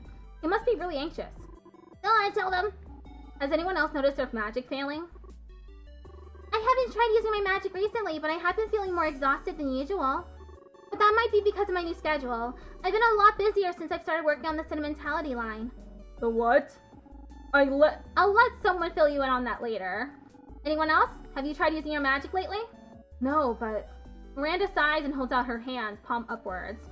Specks of dust begin to stream from her fingertips, materializing out of thin air. They swirl around her hand with an ethereal glimmer before disappearing in a tiny, controlled explosion. Seems fine. I would check, but I don't want to hurt anyone here accidentally. There's a lot of trees around. Fire hazard. So I guess it's just me then? I mean, I can test it now, but do you want me to? I'd have to do it to one of you. You can do anything you want to me, Ada. I don't want to hurt you. Angelically beautiful and cares about her friends. Oh, how I missed you. Alistair, first off, it's been years. Second off, you're a cat. It's never going to work. Don't speak on my behalf. I missed you too, kitty. Just because you're single and lonely doesn't mean you have to project onto me. Wow! Oh, I really missed you. Anyways, Ada, use your attack magic on me. I can take it. Didn't you literally just say your healing powers aren't working? Oh, right. Okay, I can still take it, but go easy. Unless you want to use the charming attack on me. No! Miranda, cover your ears, okay? I know you have sensitive hearing. Wait, what? My hearing is perfectly normal. I don't need to be baby. Miranda gets cut off because Ada lets out a screeching high note. Quietly, but not so quiet that it sends a shockwave of pain through my skull. Ow, ow, ow! I said go easy on me! When I look back over at her, Ada is staring at me like I'm a ghost. I did. That should have knocked you out if you were defending. You weren't, and it still barely did anything. Huh? Was I supposed to be doing something? Nobody gave me the usual order to defend someone while they did something stupid. Knock me out? That's not going to be easy. And why are you always trying to tell me what to do? It would only have been for a few seconds. I can handle a little noise. Also, that's still a foul play, even if it didn't work out. No one is letting me talk. Girls, let's stay on track here. Not a girl. Listening to this squabble is giving me a hairball. Please, let's not have it come to that. Although it's better than him hucking one up at home. The point is, something is deeply wrong with magic. And if we keep fighting amongst each other, we'll never get to the bottom of this. The group looks around at each other, unsure. Alistair's right, but can we really work together when some of us has changed so much? And some of us haven't. I look at Ada and she raises her eyebrows back at me as if to ask what. Could this just be a fluke? This isn't a lot to go on. Personally, I prefer it this way. I never liked my powers. Chris is ready for the raid whenever you are. Okay. I still have 5 minutes left, but I think this is a good place to stop.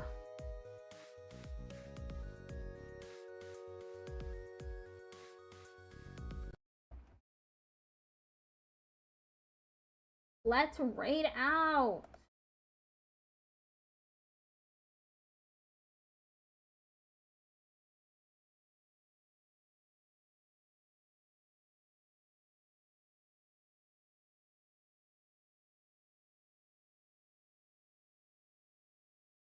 Alright. Tomorrow I play more Silk Song. If anyone wants to catch that.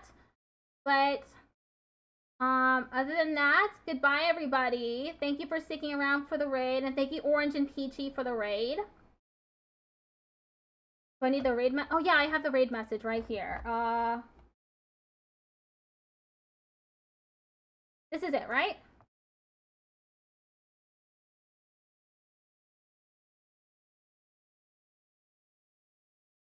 Alright, see ya later tomorrow for Silk Song. Goodbye!